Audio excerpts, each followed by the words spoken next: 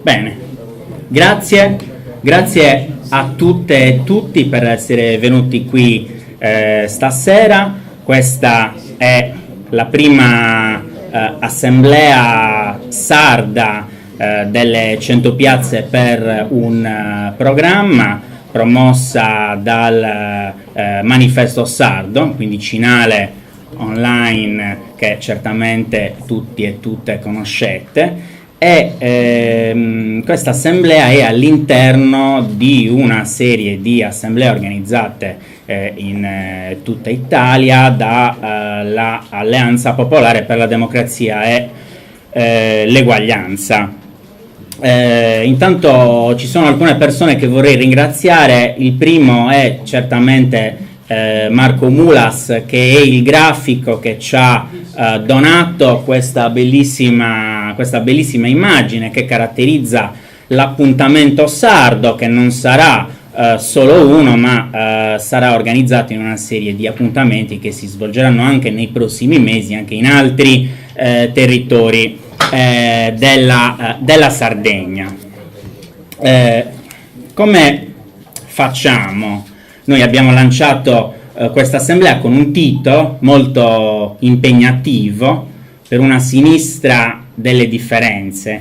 E come facciamo ad immaginare una nuova forza di sinistra che rappresenti l'alternativa di società, una sinistra delle differenze, appunto? Come facciamo a costruire dal basso un soggetto politico che alimenti, che sostenga i conflitti sociali esistenti? E da dove si deve partire per generare questo soggetto politico e questa pratica dei valori dell'uguaglianza, della democrazia e dell'autodeterminazione in Sardegna? Io sono convinto che questo soggetto politico può nascere solo se saprà interpretare questo tempo, dimostrando di poter produrre un mutamento reale allo stato delle cose presenti.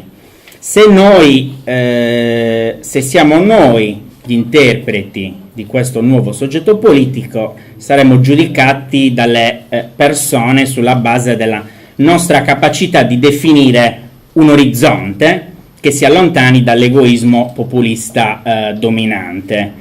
Un egoismo che sarebbe troppo facile definire di destra. No, l'egoismo parte anche dalla sinistra, ed è egoismo che produce violenza e sopraffazione, la sopraffazione della politica che divide e che consuma le nostre relazioni. Non è facile. Come Manifesto Sardo abbiamo deciso di promuovere questo appuntamento di oggi perché, come abbiamo scritto nel nostro appello, chiunque si impegna a costruire questo spazio politico nuovo in cui il nostro voto torni a contare deve partire da proposte politiche che partano da programmi e non da leadership. Non abbiamo bisogno di supereroi dell'ultimo momento, come non abbiamo necessità di scienziati e di alchimisti che ci spiegano qual è la strada giusta per unire i gruppi dirigenti. E allora perché avviene sempre il contrario? Io penso che sia il terrore delle incertezze del presente, proprio questo terrore a portare le persone, soprattutto a sinistra, al limitarsi del resistere. Ci limitiamo, le organizzazioni di sinistra si limitano a resistere di fronte a questo terrore dell'incertezza, adottando strategie di sopravvivenza. Le elezioni, tutte le elezioni, sono la prova più evidente e chiara di questa perdente e poco coraggiosa, aggiungerei anche irresponsabile, strategia di sopravvivenza. Cioè, chi vuole sopravvivere si limita a chiederci di metterci insieme per fare una lista elettorale. Chi vuole sopravvivere vuole farci credere che l'unità di tutte le piccole esperienze tristi della sinistra sarà un progetto vincente. Purtroppo non sarà così. Non possiamo essere l'unione di tanti piccoli vertici in cui è divisa la galassia frantumata della sinistra sarda, perché tante piccole sfighe non producono che una sfiga più grande. E penso che però non si debba ripartire da zero. Il cambiamento della Sardegna non sarà immediato e penso sia meglio attrezzarsi per una lunga marcia, e questo è il senso anche delle 100 piazze per il programma, una lunga marcia, un lungo percorso che vada oltre i momenti elettorali. Questa è la ragione per la quale dobbiamo misurarci sulle cose, sulle idee, sulle prospettive, abbandonando definitivamente i dibattiti sulle persone, sulle liste, sulle biografie personali. Ciò di cui abbiamo bisogno è un pensiero lungo che voli alto e che vada oltre questi momenti elettorali. Io vi invito, ed è un invito che faccio proprio, a non mettere la sveglia. Invito tutte le persone che parteciperanno stasera e che interverranno a queste assemblee delle 100 piazze a non mettere la sveglia e a non costruire fortini, castelli identitari, autoreferenziali da difendere. Vi invito a praticare l'inclusione e la relazione, quindi abbandonare anche ogni tentativo di lavoro solo verso gli equilibri dei vertici. Vi invito a non farvi ingabbiare nella piccola politica e a fare uno sforzo. Proviamo sempre a stare all'altezza della grande politica, proviamo sempre a stare dentro quella politica viva nelle lotte e nei conflitti sociali, quella che vogliamo rappresentare oggi con questa assemblea. Vi ringrazio. Allora, prima di passare al primo intervento vorrei chiamare qui una persona che mi possa sostenere nel coordinare questa assemblea. È nostra opinione che insomma tutte le assemblee che noi organizziamo e coordiniamo debbano essere equilibrate nel genere, ci debbano essere uomini e donne che intervengono nella stessa maniera, e anche nel coordinamento delle assemblee. Quindi mi piacerebbe chiamare Olette Stefano per il sostegno a questo coordinamento, e anche perché insomma è bene anche dare un segnale di rottura tra di noi e porre al centro della questione politica la questione delle persone senza cittadinanza, dei sardi senza cittadinanza, degli italiani senza cittadinanza. Abbiamo infatti deciso che oltre alla prima parte sul diritti negati, al diritto allo studio, al diritto all'informazione e al diritto alla partecipazione democratica, a quale idea di sviluppo di Sardegna noi vogliamo, e poi la parte relativa al diritto alla salute, la parte finale sarà dedicata alla questione dell'accoglienza, alla questione della buona e intelligente accoglienza. Paoletta ha seguito con italiani senza cittadinanza e con cittadinanza senza limiti la campagna di Ero Straniero, che anche il Manifesto Sardo ha portato avanti ed è finita l'altro giorno. Il 27 di ottobre verranno consegnate le 60.000 firme alla Camera dei deputati. Paoletta si sta battendo anche per un'idea di cittadinanza più umana, un'idea di cittadinanza più razionale, e quindi nel suo intervento, oltre a parlare di questo, parlerà anche di una campagna per noi molto preziosa, che è quella del tutore volontario, a cui tra l'altro alcuni amici e compagne hanno già aderito. Chiedo a Marco Ligas di avvicinarsi per la prima relazione, che sarà una relazione che durerà non oltre 15 minuti. Tutte le nostre relazioni non dureranno oltre 15 minuti, perché vogliamo lasciare lo spazio a un dibattito finale. Marco Ligas interverrà sulle questioni relative alla partecipazione democratica, quale legge elettorale per il Parlamento dei Sardi e quale legge elettorale per i cittadini italiani.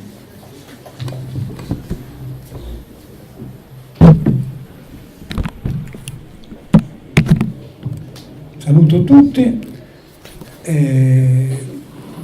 provo così a presentare, a discutere discutere insieme a voi su queste due leggi che sono in via di definizione, quella relativa alla legge elettorale nazionale e anche quella relativa a quella regionale. Incomincio dalla prima, cioè da quella nazionale. Questo Rosatellum, che roba è?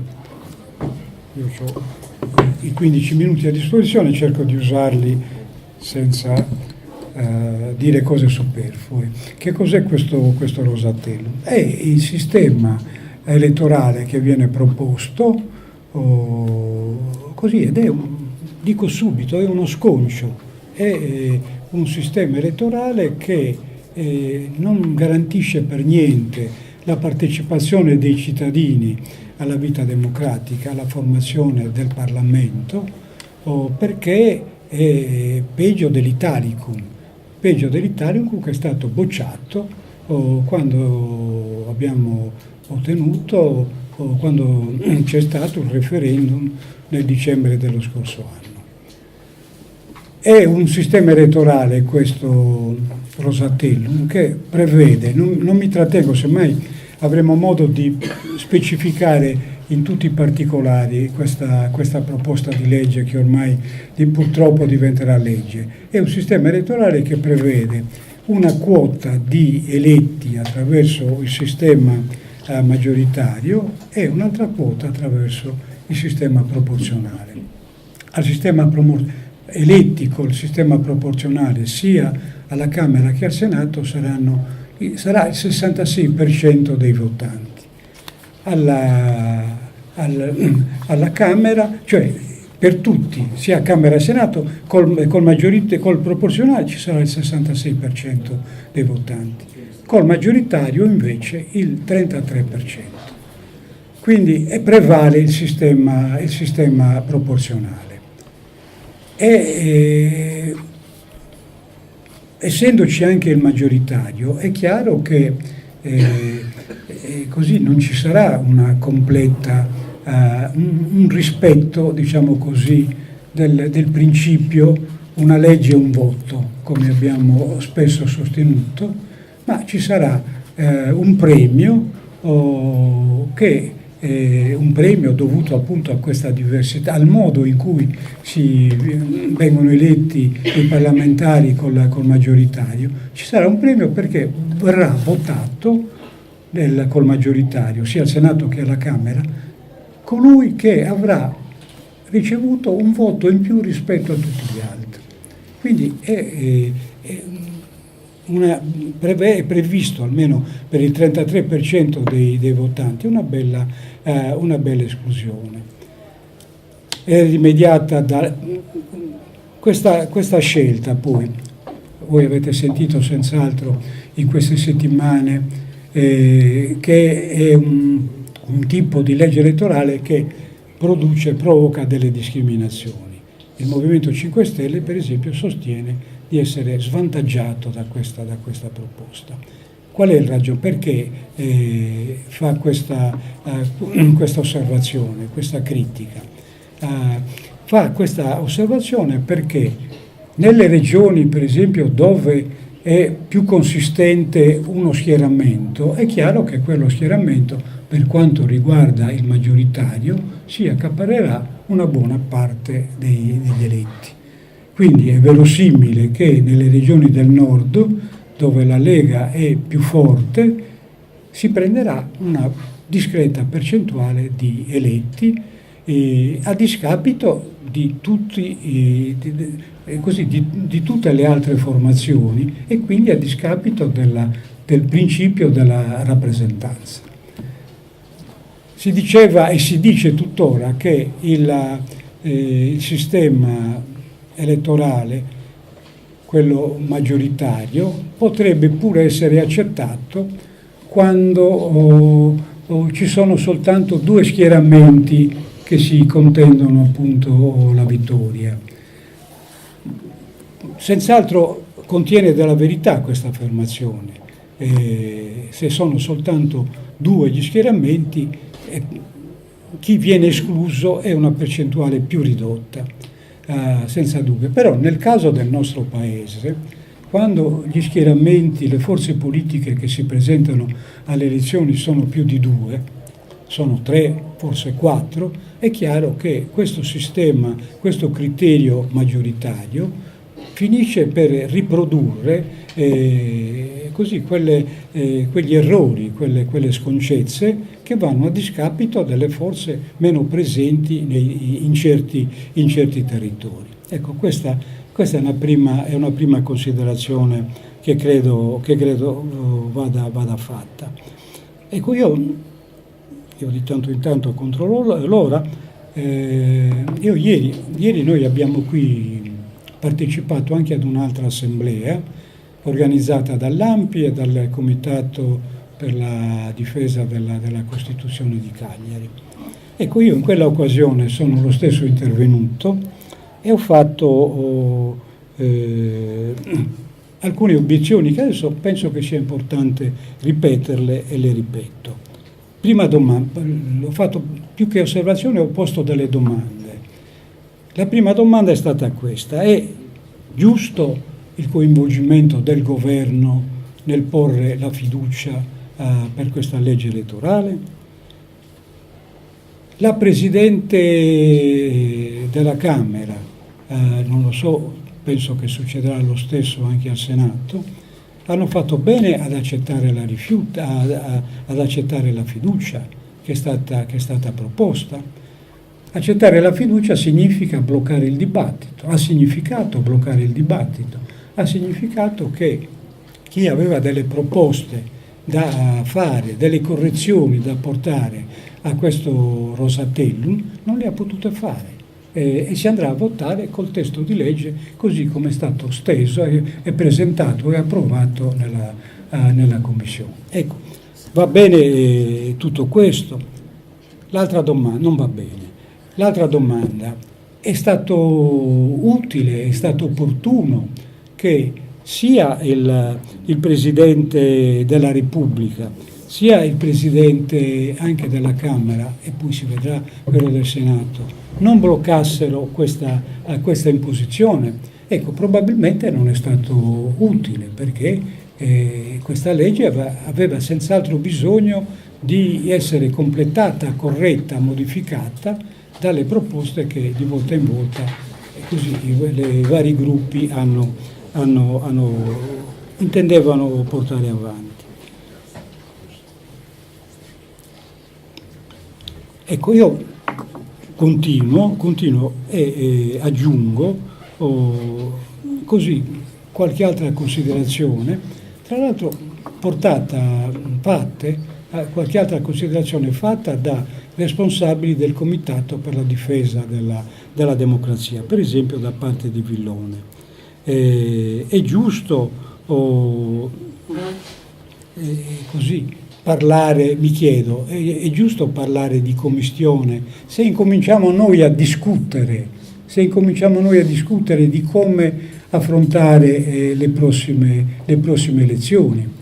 Ecco, una constatazione che fa Villone è questa: se la Lega è favorita dal maggioritario, anche se limitatamente al nord, se le altre forze così puntano sulle loro, se gli altri partiti, gli altri schieramenti puntano sulle loro forze nel resto del paese, alle forze minori che cosa rimane? Un'ipotesi che fa Villone è quella che sarebbe opportuno che queste forze minori si mettano assieme. Io qui vedo di fronte a me in fondo Roberto Mirassola, che fa parte di Sinistra Italiana. Ecco, mi pongo la domanda e Roberto sa bene quale può essere la risposta. Che cosa può succedere se questa legge andrà avanti come purtroppo andrà avanti?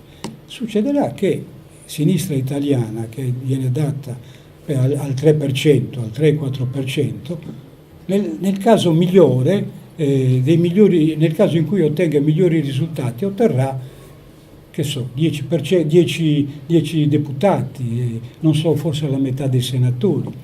Avrà un peso all'interno, adesso cito Sinistra Italiana, no?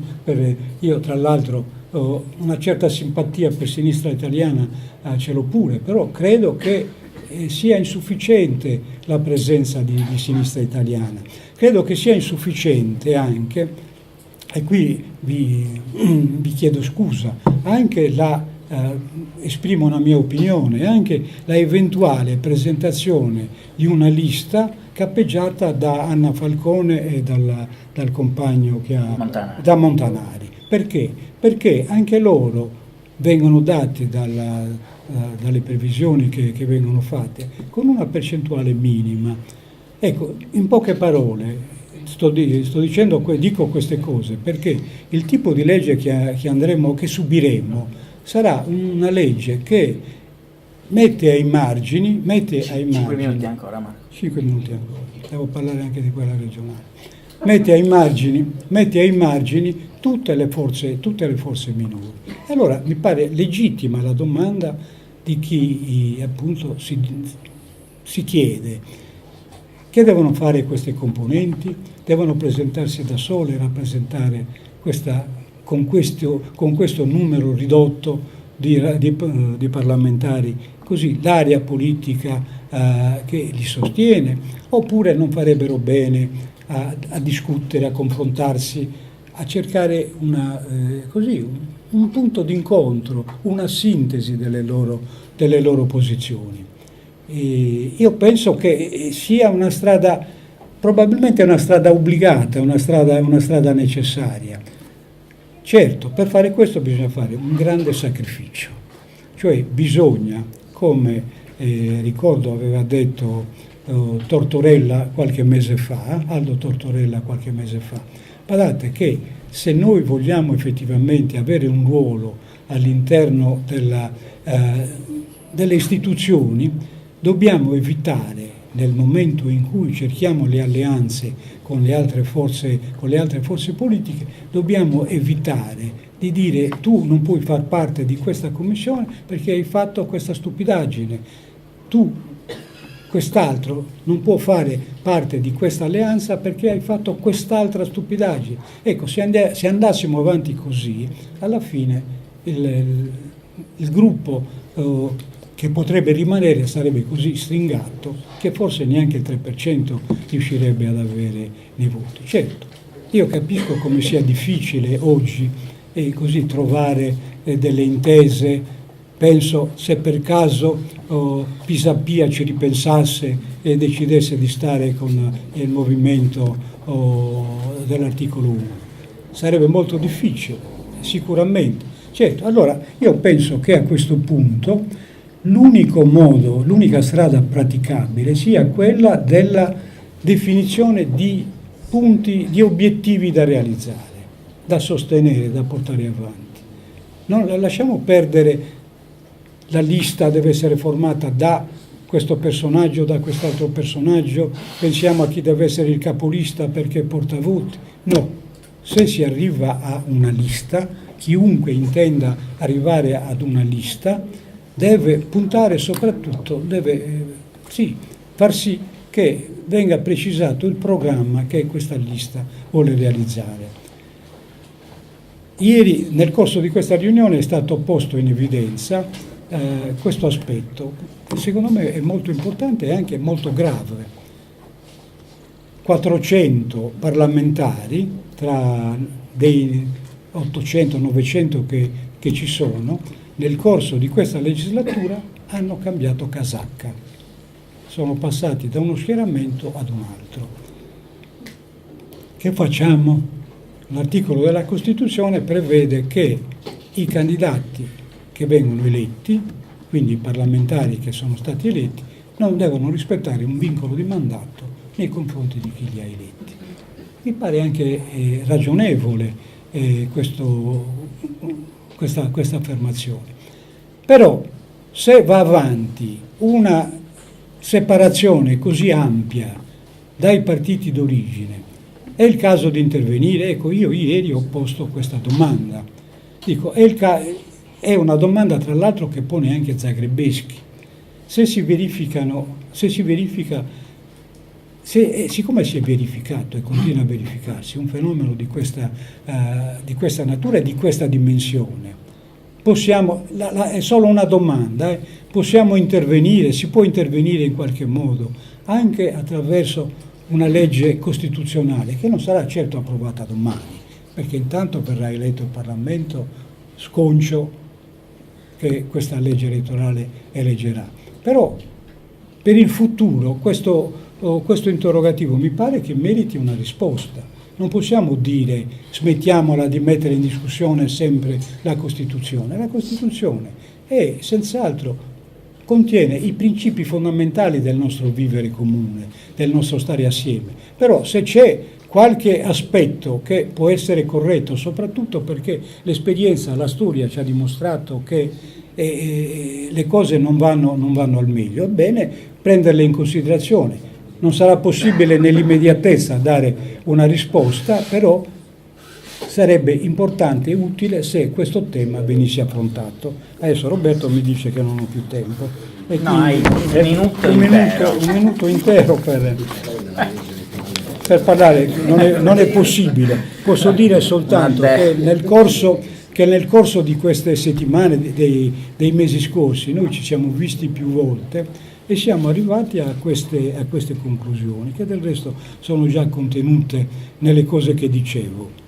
Vogliamo niente maggioritario, vogliamo una legge proporzionale che consenta a tutti i partiti di rappresentare le loro forze all'interno delle istituzioni. Non vogliamo quindi premi di maggioranza e non vogliamo neanche percentuali di sbarramento che escludono appunto dallo stesso consigliere regionale una quantità notevole di votanti. E non è un caso che le percentuali dei votanti si riducono moltissimo quando ci sono premi di maggioranza così elevati e percentuali di sbarramento altrettanto elevate. Quindi sbarramento e sistema proporzionale. Noi abbiamo parlato anche di eliminazione del presidenzialismo, perché il presidenzialismo si porta appresso questi limiti, questi difetti che condizionano la rappresentanza del popolo sardo dentro il Consiglio. Vorremmo anche, e questo mi sembra quasi inutile ribadirlo perché ne siamo consapevoli tutti, una rappresentanza paritaria tra uomini e donne, 50% di consiglieri regionali e 50% di consigliere regionali. A questo punto mi viene anche da fare un'osservazione sul Rosatellum, dove è previsto un rapporto 60-40. Perché mai 60-40? Perché non 50 e 50 anche lì? Sono le cose così abbastanza opinabili che avvengono tra le forze politiche. Non voglio portare via altro tempo, mi fermo qui, però sono consapevole del fatto che su questi temi abbiamo bisogno di approfondire, ma assai di più. Quindi io proporrei di predisporre, di organizzare prossimi incontri per approfondire appunto queste cose. Grazie.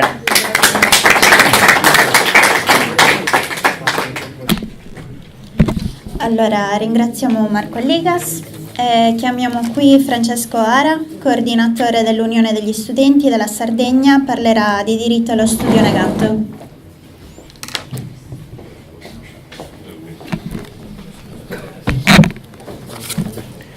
Allora, buongiorno a tutti e a tutti, spero di essere più veloce, di riuscire a trattare tutto, magari non parlerò 15 minuti comunque. Cosa significa parlare oggi di diritto allo studio? Credo che sia un tema abbastanza controverso perché comunque sia ci sono state diverse vere e proprie rivoluzioni all'interno della scuola negli ultimi anni ha senso approfondire il tema non solo del diritto allo studio in termini di welfare e quindi di possibilità economiche, aiuti economici di accesso alla scuola, ai percorsi formativi, all'università, ma abbia senso anche parlare di qualità dei percorsi formativi, di libertà di scelta, libertà di appunto e anche di quale debba essere il ruolo della scuola al giorno d'oggi. Ovviamente è opportuno fare una specifica sul fatto che ad oggi non è garantito a tutti l'accesso ai percorsi formativi, ma credo che questo sia un dato assodato. Ci sono delle percentuali di dispersione scolastica enormi in Sardegna, nel sud e nelle isole,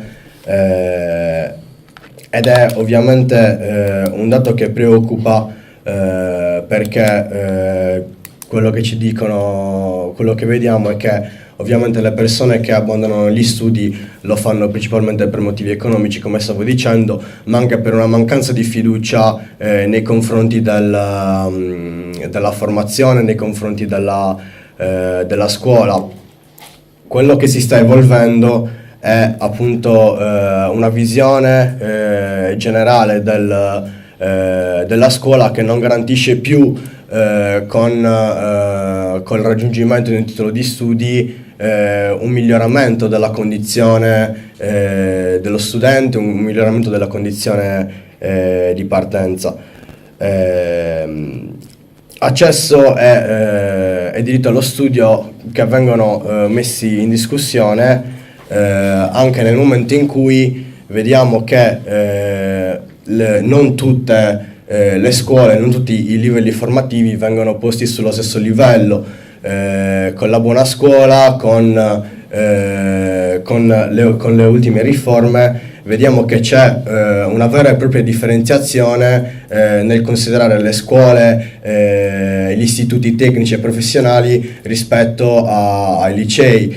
Vediamo che si parla di scuole che debbano formare, ancora oggi si parla di questa differenziazione, di scuole che devono formare classe dirigente e di scuole che devono formare la classe di lavoratori.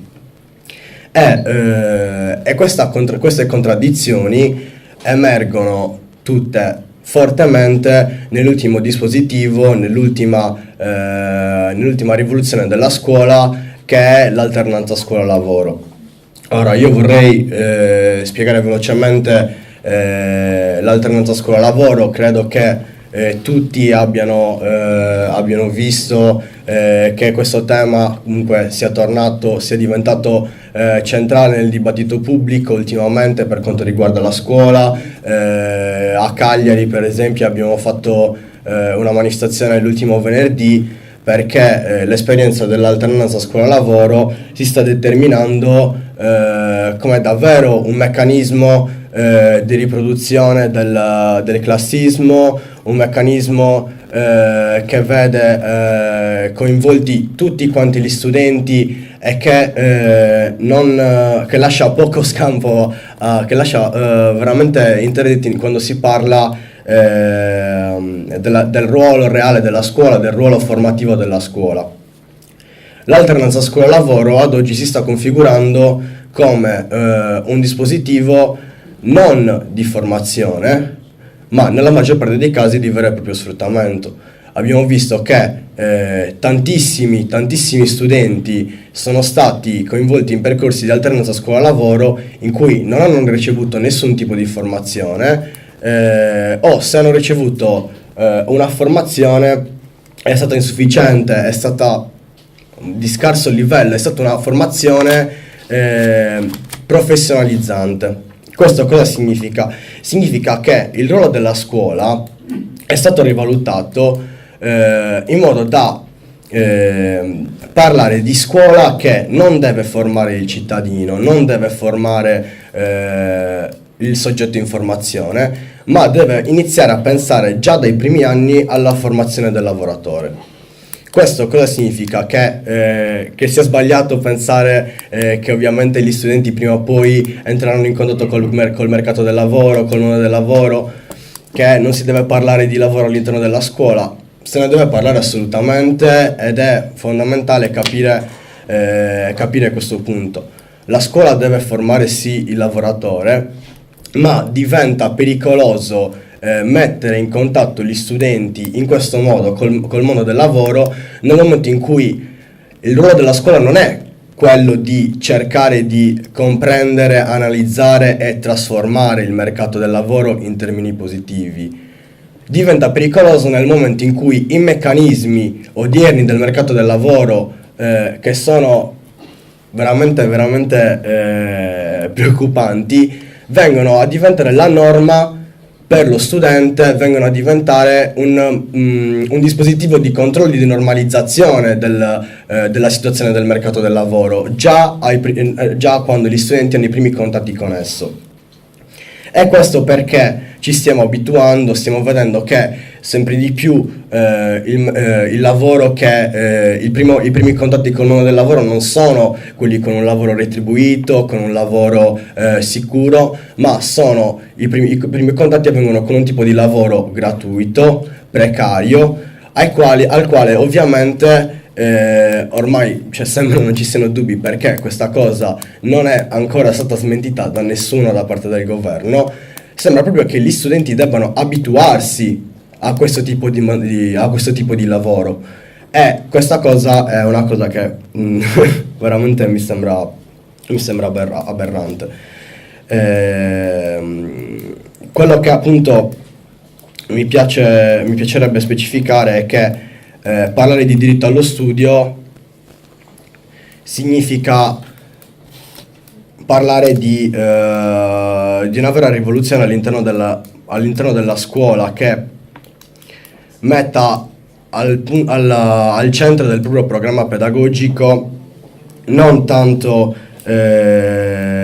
quello di cui stavamo parlando prima, cioè la formazione del lavoratore, la formazione di un individuo appunto normalizzato, ma che la scuola debba mettere al centro del proprio programma pedagogico la funzione e il ruolo di palestra di democrazia, in cui viene allenato, viene esercitato la pratica del conflitto democratico, la tensione trasformativa che deve avere la formazione di uno studente e degli studenti all'interno della scuola. È una rivoluzione pedagogica, in chiave pedagogica di questo tipo, può avvenire solo se all'interno del paradigma di riferimento noi inseriamo due temi principali, che sono quello della multiculturalità e quello della diversità. Il tema della multiculturalità mi sembra evidente. Noi adesso siamo sempre di più a contatto con culture diverse, con etnie diverse, con persone che hanno delle esperienze diverse, che stanno entrando all'interno del sistema formativo italiano e non solo, che troppo spesso vengono escluse dal sistema formativo italiano, e che non fanno di queste esperienze diverse un punto di forza, un punto di partenza dal quale ripensare anche il modo in cui si insegna nella scuola, dei temi in cui si parlano e del modo in cui si parlano. Il tema della diversità invece ci mette davanti a qualcosa forse anche di più complesso, perché stiamo parlando di tutti i tipi di diversità possibile. Parliamo della diversità di genere, parliamo della possibilità di espressione della propria sessualità, parliamo della diversità di approccio anche tra tipi di intelligenze diverse, parliamo del conflitto anche tra personalità diverse. In questo momento nella scuola, sto cercando di riassumere un po' dei concetti molto difficili, quindi scusatemi se sto un poco chiaro. Comunque, quello che sto cercando di dire è che all'interno della scuola la diversità deve essere intesa nei termini in cui non si debba semplicemente parlare al diverso e educare alla diversità, ma cercare di utilizzare degli approcci didattici differenti, in cui si cerca di evitare la sopraffazione, in cui si cerca di appunto educare al conflitto utile, non fine a se stesso. Parlare di diritto allo studio oggi significa parlare di una scuola che appunto non esclude nessuno, né dal punto di vista, come dicevo, economico, né dal punto di vista del proprio portato di esperienze, della propria personalità. Grazie.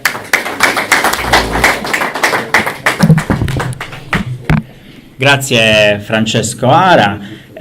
Chiedo a Ottavio Lita di venire qui.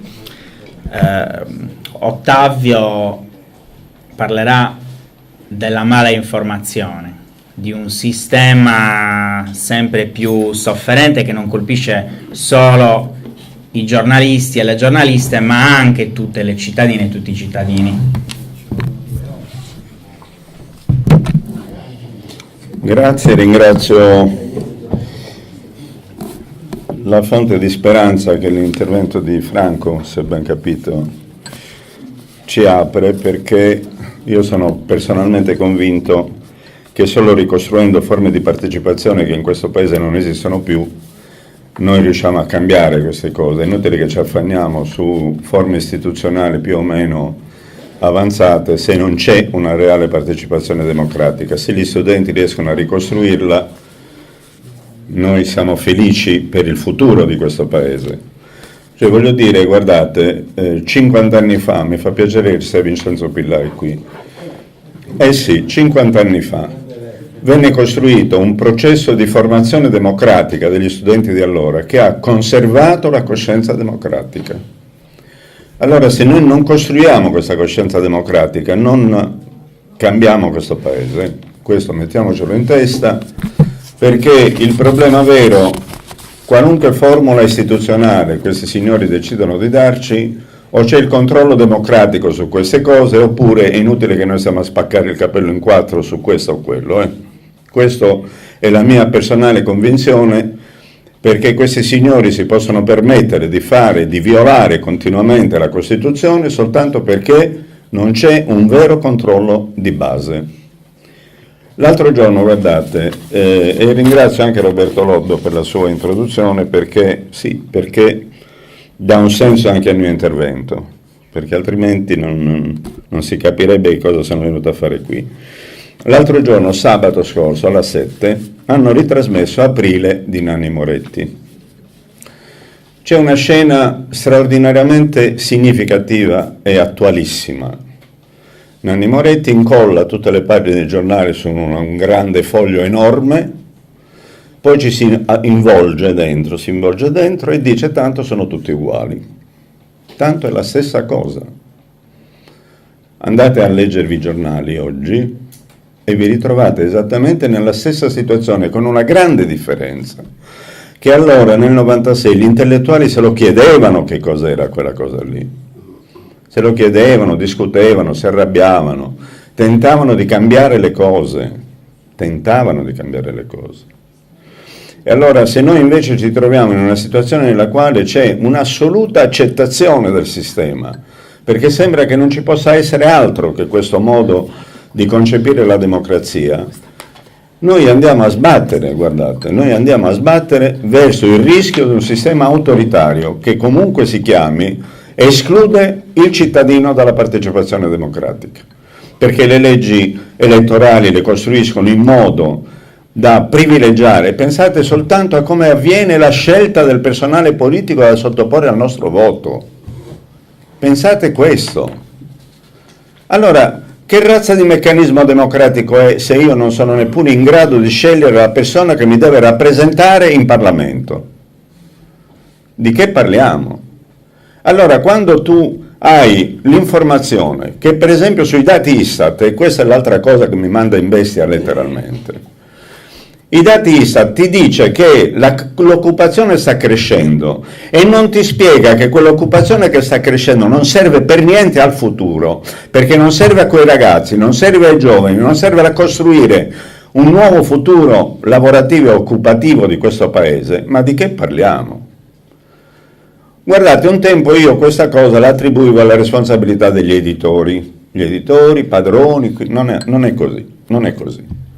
È il clima complessivo di abbandono dell'iniziativa democratica che c'è in questo paese, che sta producendo questi effetti nefasti. Vogliamo pensare a un'altra cosa? Pensate a quante informazioni ci danno, per esempio, sulle operazioni della Guardia di Finanza. Quali sono le operazioni della Guardia di Finanza? O prendono i cosi, quelli falsi, i cinesi, i marchi taroccati, o prendono le piccole evasioni, mai una volta che ci dicano che hanno preso un grande evasore fiscale, uno di quelli che ci mettono al primo posto in graduatoria nazionale. Avete mai letto un giornale che scrive queste cose? Terza dimostrazione, la corruzione. Mai come in questa fase storica il paese è stato invaso da corrotti, invaso letteralmente in tutti i settori, dappertutto. Ma perché? Questa invasione della corruzione dipende dal fatto che ormai le regole non esistono più. Nessuno che si batta per il rispetto delle regole, nessuno che obblighi al rispetto delle regole. Per cui ognuno nel piccolo, nel grande, medio, grande, piccolo, enorme, si arrangia come può. Questa è la logica nella quale ci muoviamo. Quale giornale denuncia tutto ciò? Avete letto qualcosa che faccia interrogare su questa cosa? Quarto problema, la violenza sulle donne. La violenza sulle donne viene trattata come un contatore. Oggi ne abbiamo 3, domani ne abbiamo 4, dopodomani ne abbiamo 51. Ma non vogliamo fare un discorso su che cosa produce questa violenza sulle donne, su quale cultura dell'uomo che viene contrabbandata come possesso della donna nell'uomo produce questo fenomeno. Come si fa a non trattarla in questo modo? E come si fa a non chiedersi quanto i modelli culturali che noi stiamo diffondendo fra i giovani producano questo fenomeno? Niente, è tutto come il fatalismo più totale, come se non ci fosse altra alternativa, altro modo di vivere. Responsabilità dei giornali? Certo che è responsabilità dei giornali, ma prodotto da che cosa? Prodotto da questo totale abbandono dell'etica, prima ancora che della politica. E allora se noi non abbiamo coscienza di quello che sta avvenendo in questo paese, ma figuratevi quale legge elettorale si inventeranno questi signori, tanto chi li va a controllare? Tanto se fanno accordi di potere su quelli ai quali va bene un sistema piuttosto che un altro, figuratevi chi è che va a controllare democraticamente che cosa si sta combinando, figuratevi. Allora, vedete,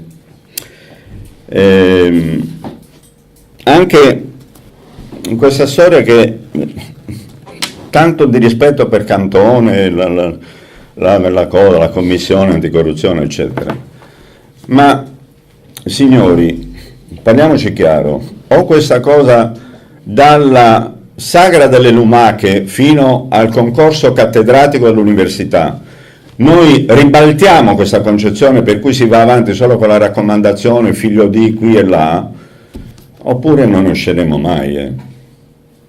Anche nella sagra del tartufo ci sarà qualcuno che raccomanda uno piuttosto che un altro, perché la logica è quella che deve essere premiato l'amico dell'amico dell'amico, tutto il resto non conta. Il merito, che cos'è il merito? E allora, siccome queste cose non sono riconducibili solo alla responsabilità giornalistica, io non dico che i giornalisti non abbiano responsabilità in questo, dico che sono soltanto l'ultimo terminale, il terminale conclusivo, quello che approda sui quotidiani, in televisione, alla radio, eccetera, di un meccanismo aberrante che si è instaurato in questo paese.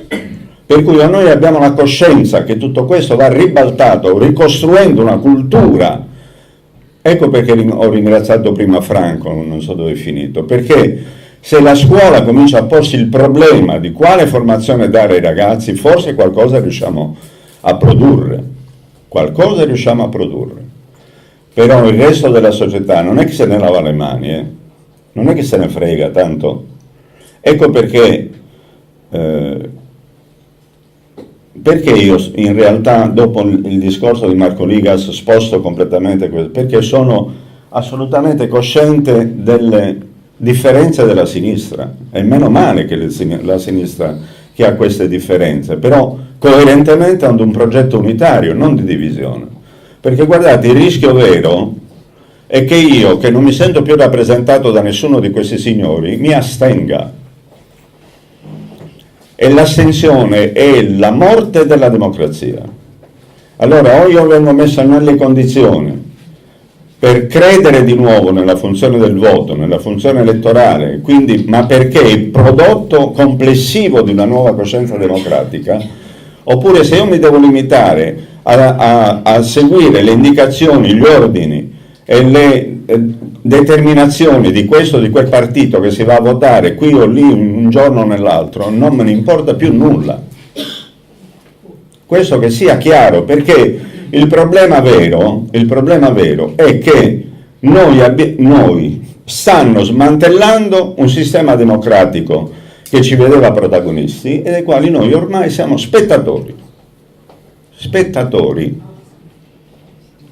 Ecco perché dico che il giornalismo è assolutamente, non so come spiegarlo, cioè è il terminale ultimo di questa situazione, proprio il terminale ultimo, non che non abbia responsabilità, perché amplifica il peggio, non sto assolvendo nessuno, guardate, proprio nessuno, dico soltanto che il meccanismo complessivo nel quale il giornalismo è inserito è un meccanismo di abbandono della partecipazione democratica alla vita del paese. O noi ricostruiamo questa partecipazione, oppure qualunque discorso noi ci dilettiamo a fare su questo o quel sistema, perché non ha il controllo del cittadino, non c'è la verifica nella democrazia di base di quello che viene deciso nelle istituzioni. Cioè non è possibile che io venga chiamato soltanto a disquisire delle questioni istituzionali dimenticandomi completamente che la mia vita quotidiana è fatta di altro. È fatto di lavoro che non c'è, è fatto di ragazzi che se ne vanno all'estero, è fatto di un'Italia che viene smantellata e io vengo costretto a discutere solo delle questioni istituzionali, ma siamo matti. Questo è il problema vero, e questa è la cosa che mi spaventa di questo paese, proprio mi spaventa. Quante volte io, che pure ho sempre avuto una grande fiducia nella coscienza democratica degli italiani, dico, questo è diventato un paese di merda. Perché se io penso a quanti ragazzi sono costretti ad andarsene, e lo dicono come se fosse un viaggio premio, lo raccontano come se quanto è bello andarsene via dall'Italia, a andare a lavorare, fanno le statistiche, i numeri, tanti in Inghilterra, tanti in Germania, nessuno che si chieda per quale ragione questi ragazzi sono stati costretti ad andarsene. Per quale ragione? Lo so che lo sai, lo sappiamo tutti. Però il problema è che questa cosa viene rappresentata in televisione, poi non parliamo del controllo istituzionale sugli strumenti di comunicazione. Ho finito. No, ma finisco prima. Avrei già finito, ma mi sono un po' accalorato.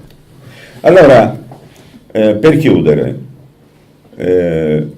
l'invito che io faccio a tutti noi, a me non mi interessa di chiamarmi Sinistra Italiana, MDP, cioè è una cosa che mi stanca, proprio mi stanca. La differenziazione è quale progetto democratico io sono in grado di portare avanti, quale coscienza, quale progetto sul lavoro giovanile, sull'occupazione, sulla tutela dei diritti, sul rispetto delle donne, sul rispetto delle regole, io sono pronto a portare avanti. Questo sì che mi aggrega. A me la discussione sulle sigle proprio non mi importa proprio nulla, proprio nulla. Io voglio i progetti, voglio i programmi, voglio le cose, non voglio sentire più, non so chi l'ha detto, forse Roberto stesso, non mi interessa il leader, proprio non me ne importa proprio nulla, non me ne importa nulla. Io sono in una fase in cui ho assolutamente bisogno di ritornare in pista su un progetto politico. E se lo facciamo, vi assicuro che una quota dei giornali, non tutti ovviamente, non illudiamoci, ma una quota dell'informazione è pronta a seguire questa strada, non fosse altro per ritagliarsi un proprio ruolo, diverso da tutti gli altri. Ma se noi non diamo sponda a questa esigenza, c'è poco da fare. È tutto nelle mani dei padroni del vapore, che sono politici, economici, finanziari, le ragioni che hanno ridotto in queste condizioni l'Europa e l'Italia. L'Europa e l'Italia. Perché bisognerebbe fare anche un discorso sulla Grecia, sulla Brexit, sulla Catalogna, bisognerebbe fare un discorso serio anche su queste cose che sono accadute. E per chiudere con la Sardegna, visto che è stata esclusa dal mio discorso, prima per favore, lo dico a tutti, noi, agli altri che non ci sono, finiamola con gli slogan. O io riempio di contenuti le cose per cui mi batto per la Sardegna, è lo stesso identico discorso, dopodiché io posso anche ipotizzare una Sardegna autonoma e indipendente, ma se io devo cambiare il leader Pinco con il leader Caio Tizio solo perché si dichiara indipendentista ma non mi dice assolutamente su che cosa vuole l'indipendenza, a me sinceramente non me ne importa nulla. Grazie.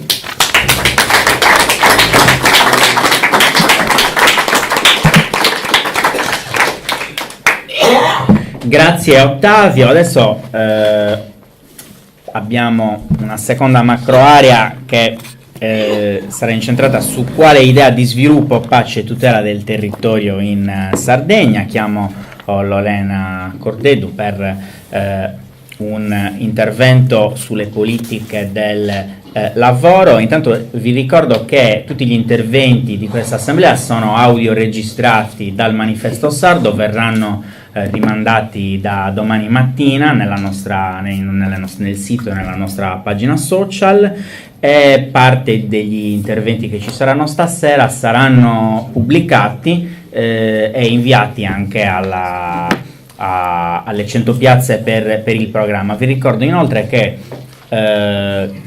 all'uscita di questa sala chiediamo un contributo, perché questa sala comunque c'è costata ed è tutto lavoro volontario, per cui chiediamo un contributo almeno per il pagamento della sala, un paio d'euro vi ricordo anche che si può firmare per una proposta di iniziativa popolare che anche il Comitato Nazionale per la Democrazia Costituzionale sta sostenendo, la proposta più democrazia, più sovranità al cittadino, che Laura Di Napoli vi spiegherà. Grazie.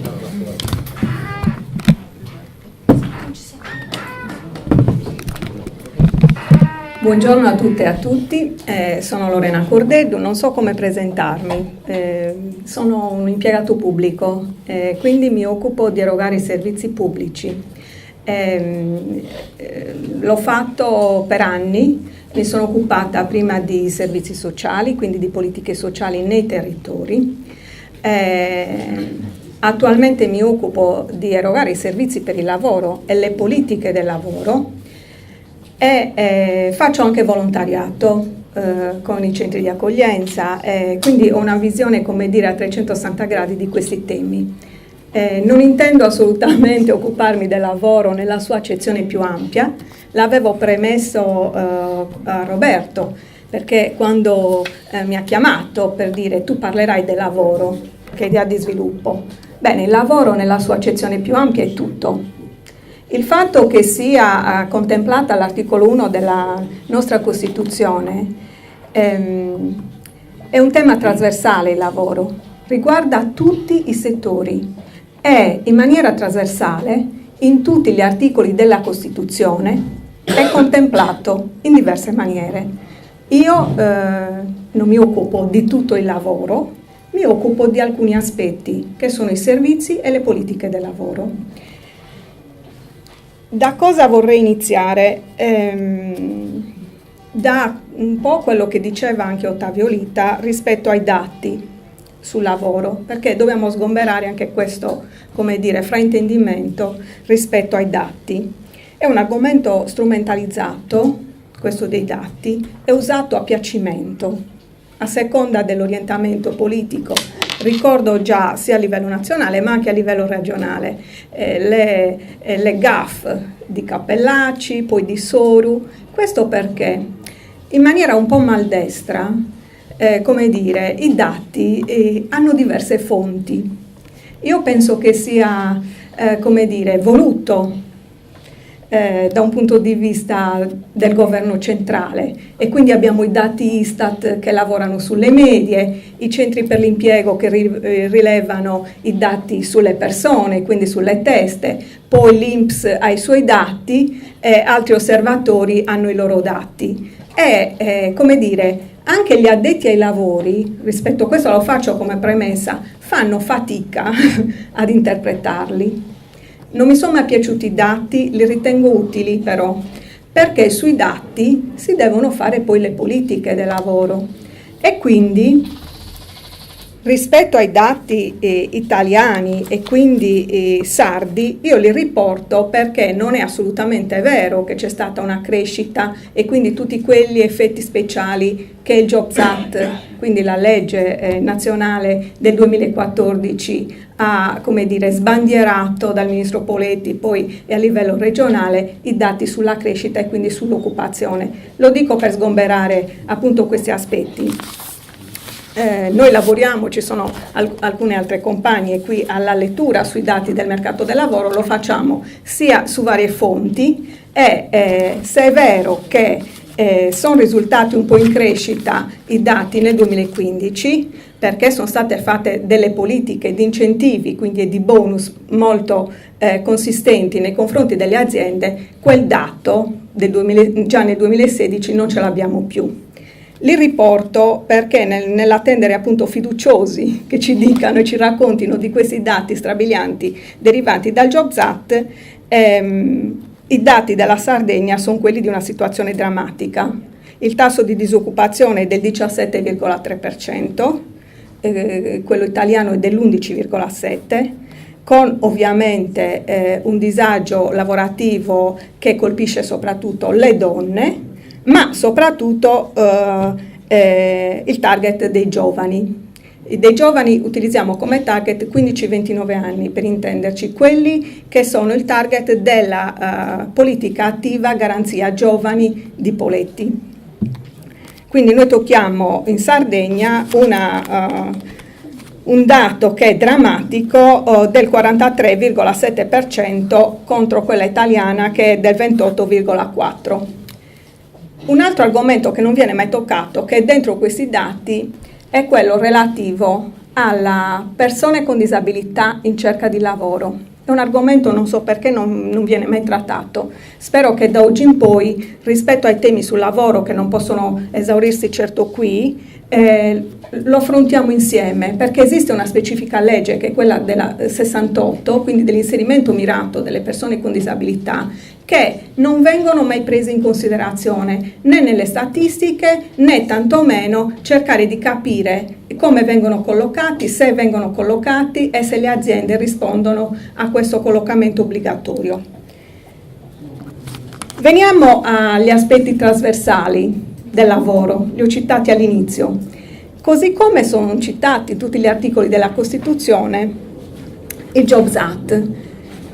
Il Jobs Act tutti lo conosciamo per aver smantellato sicuramente lo Statuto dei lavoratori, per il contratto a tutele crescenti e per altri aspetti di cui si occupano le organizzazioni sindacali e noi stessi quando affrontiamo queste problematiche. Però guardate che i temi coinvolti nel Jobs Act sono plurali. Jobs, io penso che si intenda questo, e io do merito al fatto che il Jobs Act affronti in maniera plurale gli argomenti, se non altro perché noi abbiamo un ministero che è quello delle politiche del lavoro, ma è anche delle politiche sociali e quindi del welfare. Questo volevo sottolinearlo perché nelle regioni questo non si è recepito probabilmente, e faccio riferimento ai nostri 2 assessorati regionali, quello del lavoro e quello delle politiche sociali, purtroppo con la sanità, dove le politiche sociali e quindi del welfare non sono integrate con quelle del lavoro, ma non vengono comunque quasi sempre, voglio dire, negli ultimi anni considerate. Questo lo dico perché c'è un'eccessiva sanitarizzazione dei nostri assessorati, partendo dalla giunta Cappellacci con Liori, si ripropongono gli stessi medici assessori, anzi sono da affrontare i temi della salute e della sanità, però bisogna stare attenti alle politiche sociali e di welfare che non vengono menzionate, non vengono prese in considerazione e sono quelle che in qualche maniera devono essere collegate in maniera integrata con le politiche del lavoro da parte dei territori. Sto parlando dei territori periferici, dei comuni e di tutti gli attori sociali che ne fanno parte. Non so se avrò il tempo di approfondire questo argomento, però forse è il caso. Qui io parto già con una proposta operativa di quello che potrebbero essere le politiche in Sardegna, poi da presentare per una futura giunta regionale. Le politiche sociali devono essere trattate con dignità e considerate non sanitarizzate.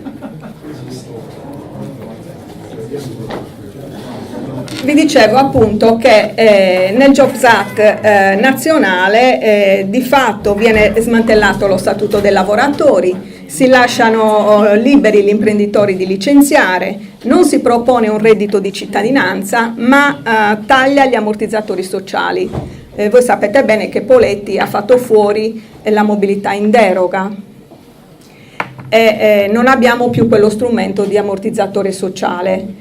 Questo lo dico perché questi strumenti sono stati, come dire, sostituiti con degli slogan. Qualcuno ha parlato prima di slogan.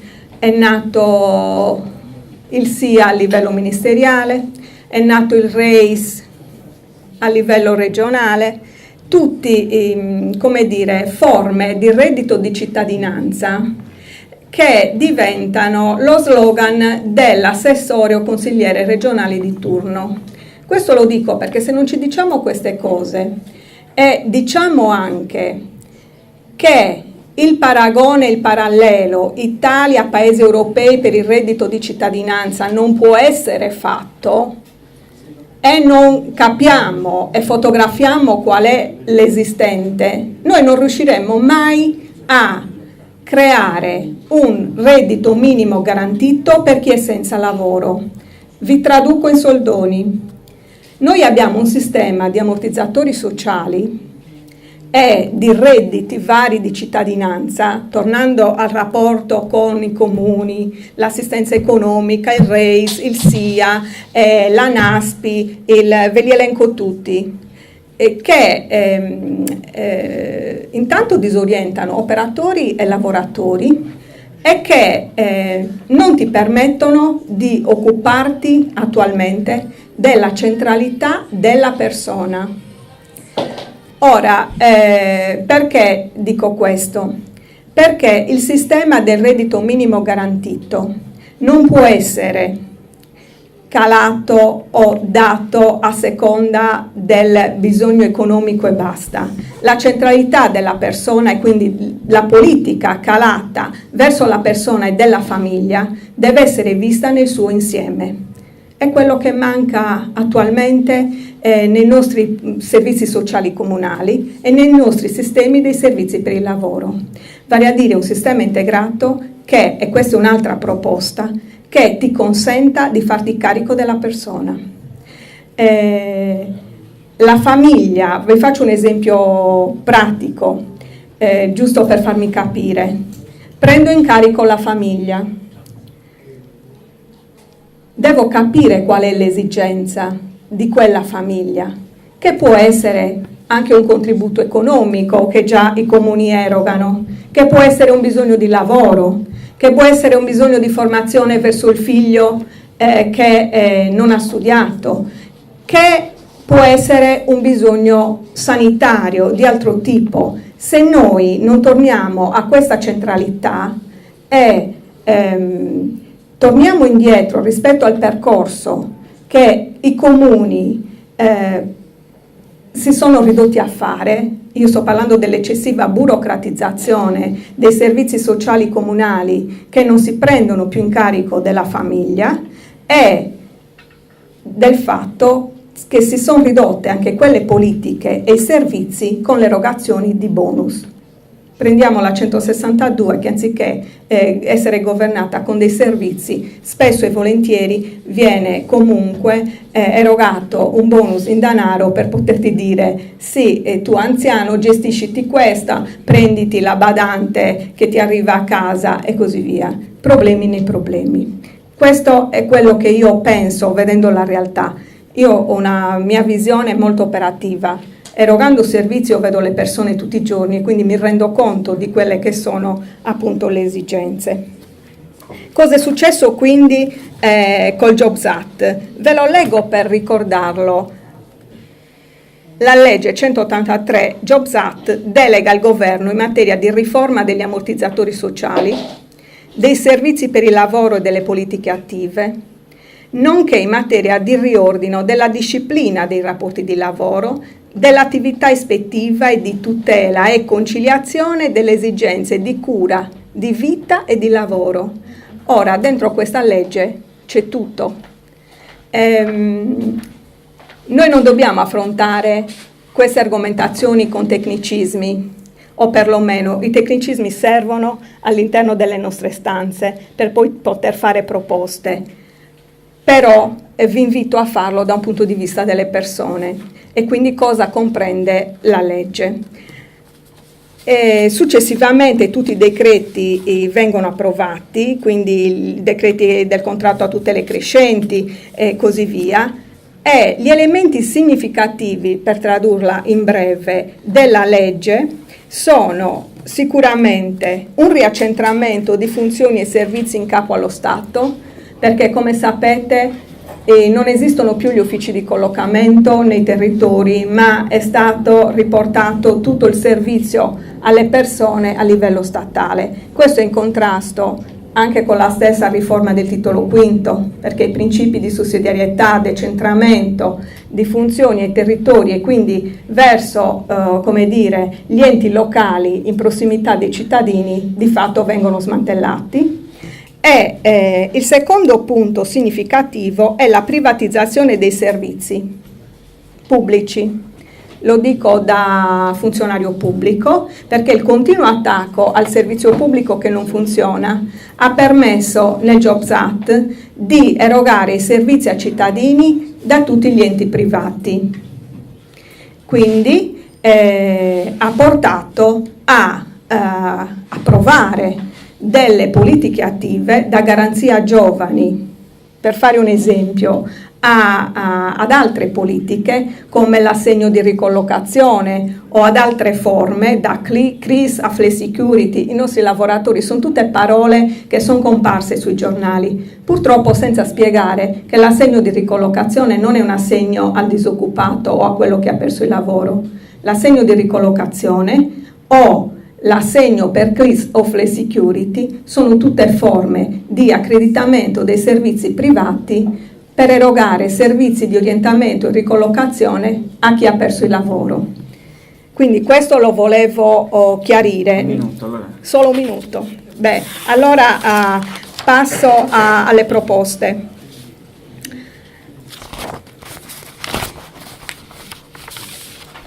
Il rilancio del lavoro fatto dalla CGIL. Io ho parlato di Jobs Act, non ho parlato del Jobs Act sardo, che comunque ha recepito questo e che è stato approvato all'unanimità dal Consiglio regionale, ma il rilancio del lavoro fatto dalla CGIL attraverso la raccolta di firma indetta nel 2016, io penso che si debba ripartire da lì, perché sono state raccolte tantissime firme per abolire quello che era la legge Fornero e il Jobs Act. Non si sa che fine ha fatto il lavoro, anzi lo sappiamo, la Corte Costituzionale ha dato in testa a tutta la raccolta di firma per un cavillo che non aveva senso, e io penso che noi come proposta politica, io la metto in piedi e la metto al vaglio di voi presenti, non so, rispetto al gruppo, che dobbiamo ripartire da lì. Il Jobs Act non ci piace per tutte le politiche che sono state messe in campo, il Jobs Act sardo nemmeno. Dobbiamo ripartire con una mobilitazione e coinvolgimento popolare, oltre che ai nostri seminari tra noi, per poter raccogliere nuovamente queste firme e poter riproporre. Chi ci sta, ci sta. Penso che noi dobbiamo partire da qui. Grazie, Lore. Allora, grazie a Lorena Cordello. Invito qui Franco Uda, della Presidenza Nazionale ARCI, responsabile Pace e Solidarietà Internazionale.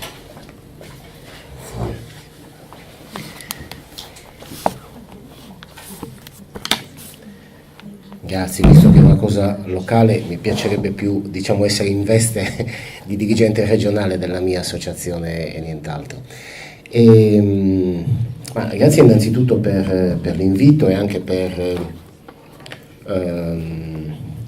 questa suddivisione in ambiti dei vari temi che verranno affrontati, perché sono assolutamente convinto, e quindi sono contento che sia stato costruito in questo modo, che il tema del quale mi dovrò occupare non sia affatto visto con la retorica che spesso invece caratterizza questo tema della pace. Sono convinto che uno dei danni maggiori con i quali si può affrontare questo tema è proprio quello di pensarlo come un orizzonte culturale, un tema lasciato alle anime belle di questo mondo, che si battono per un mondo senza guerre, in cui tutti ci vogliamo bene, siamo fratelli, ci stringiamo le mani e ci abbracciamo magari. Ecco, io sono assolutamente del parere che una moderna concezione del concetto di pace non può che essere attribuita ad un vero e proprio progetto politico.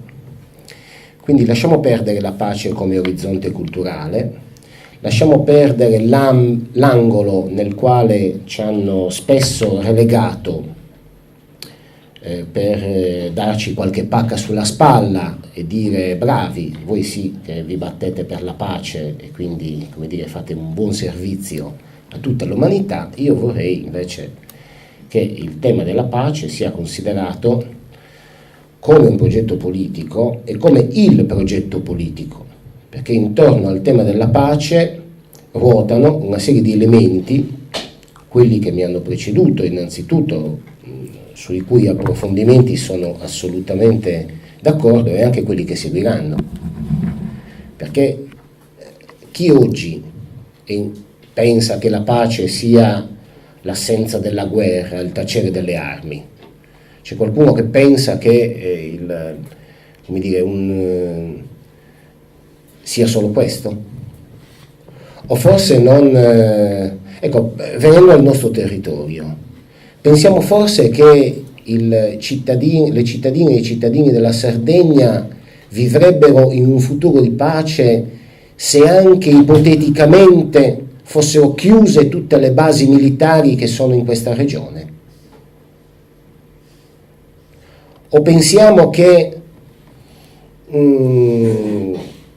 noi potremmo vivere un futuro di pace se ancora esistono nel nostro territorio tutte quelle condizioni di povertà e di mancanza di accesso effettivo ai diritti che pure sono da un punto di vista formale riconosciuti? Ecco, E quindi diciamo io vorrei provare a incanalare la discussione su un altro tipo di ragionamento. Innanzitutto perché negli ultimi tempi il tema della pace è un tema che è molto cambiato, perché sono cambiate le guerre, perché la realtà è diventata molto più complessa e quindi non basta più semplificare questa realtà con schematismi di amico-nemico, bene-male, come magari in qualche epoca del passato ha anche funzionato. E quindi non funziona più, come dire, il ricorso agli espedienti culturali o di slogan che nel passato venivano pure usati per essere posizionati, diciamo, in qualche maniera dall'altra parte. Un tempo si parlava dell'imperialismo americano, che oggi, badate bene, non è certo venuto meno, ma basta oggi dirsi anti-imperialisti per stare dalla parte dei buoni? Come è diviso oggi il mondo?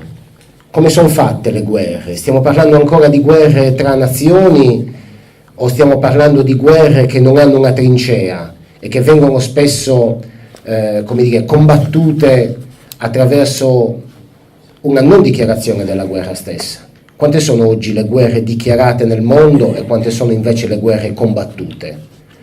Quali sono gli elementi di regolamentazione? Quali sono, come dire, gli accordi che possono oggi far terminare una guerra o un conflitto nel mondo?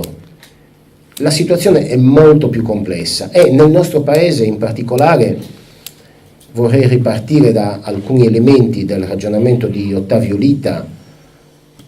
Io penso che se noi dobbiamo ricostruire un filo rosso che unisca i vari pezzi di una costituenda nuova sinistra, io penso che noi dobbiamo affrontare alcuni temi che sono posti su livelli differenti e che comprendono questo tema che appunto è il tema della pace come progetto politico e come elemento che interseca altri temi, altri elementi in maniera quasi olistica, cioè non più come elemento di causa-effetto, quindi conseguenziale, ma come un elemento in cui ciascuna cosa è causa ed effetto allo stesso tempo. Io penso che un grande capitolo noi lo dovremmo scrivere sull'egemonia culturale. Oggi noi ci ritroviamo sempre a dover inseguire altre egemonie culturali, perché noi non riusciamo più a imporla nel paese. Vi faccio un esempio: un po' di anni fa io mi sono occupato per diverso tempo di carcere e in quegli anni, una decina di anni fa, nonostante tutti i numeri dicessero che la delinquenza e i reati nel nostro paese stavano diminuendo, invece si procedeva verso un'apertura sempre più massiccia alla soluzione di carcerizzazione di chi aveva sbagliato, di chi aveva infranto il patto di cittadinanza, per poterlo toglierlo, estrometterlo dalla società e consumare così altro che quella funzione rieducativa a cui tende la nostra Costituzione, ma una vera e propria vendetta della società. E quindi la carcerizzazione di chi aveva sbagliato rispondeva a quell'elemento di insicurezza che attraverso molti canali intrappolava le persone, intrappolava le cittadine e i cittadini nel nostro paese. Oggi quell'elemento di insicurezza viene declinato evocando un sentimento di straordinaria profondità che muove le coscienze dei singoli e anche le scelte collettive delle persone, che è il sentimento della paura. Oggi se c'è una cosa in comune che tutte le persone hanno nel nostro paese è il sentimento della paura. Ma questa paura è giustificata da qualcosa? Abbiamo paura per qualcosa di reale? Abbiamo paura perché succede effettivamente qualcosa che ci può impaurire nel nostro paese, o è una paura indotta, o è quello che generalmente viene descritta come la percezione della paura? E qual è la risposta che viene data oggi rispetto a questo elemento di paura? La risposta che viene data è una risposta securitaria, ancora una volta, è una risposta di controllo della società, è una risposta di militarizzazione delle nostre città, è una risposta di militarizzazione dei nostri confini nei confronti di chi viene in Sardegna, in Italia, in Europa, scappando tanto dai conflitti e dalle persecuzioni quanto dalla miseria, dalla fame, dalle carestie, per cercare un futuro migliore. Ecco, quel futuro lì gli viene precluso dalla militarizzazione dei confini e anzi dall'esternalizzazione dei confini, cioè ponendo i confini del nostro Stato o dell'Unione Europea in Africa addirittura. Che cosa sono altrimenti gli accordi con la Libia? Che cosa sono altrimenti i miliardi che diamo a un dittatore come Erdogan per bloccare il flusso balcanico di chi scappava dalla guerra in Siria? E allora questo è l'elemento della militarizzazione, ma l'elemento della militarizzazione non è soltanto un elemento che si lascia allo Stato come intervento pubblico per venire incontro a questo elemento di percezione della paura dei cittadini. È anche un elemento che si vuole che prenda parte alle nostre vite private, al nostro personale, nella nostra domesticità.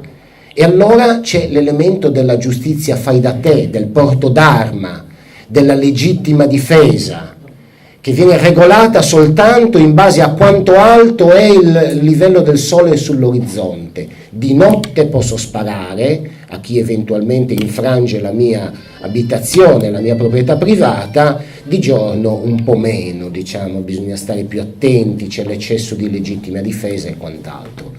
Guardate, noi stiamo ereditando una cultura che non è affatto nostra, che viene dal Far West.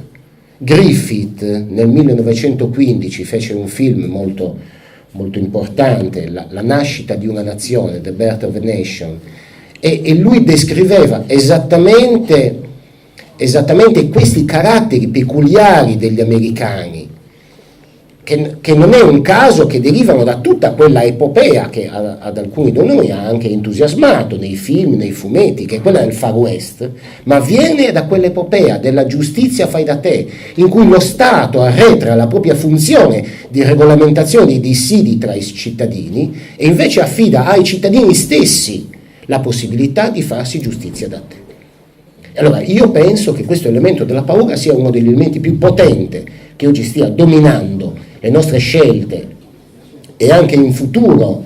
Vedrete, la prossima campagna elettorale, le prossime campagne elettorali saranno tutte basate su questo tema, sul tema del diverso che viene a colonizzarci, che viene a invaderci, che viene a rubarci il lavoro, che viene a rubarci le opportunità, le case popolari e quant'altro. E già in molte parti del nostro paese questo elemento è molto presente.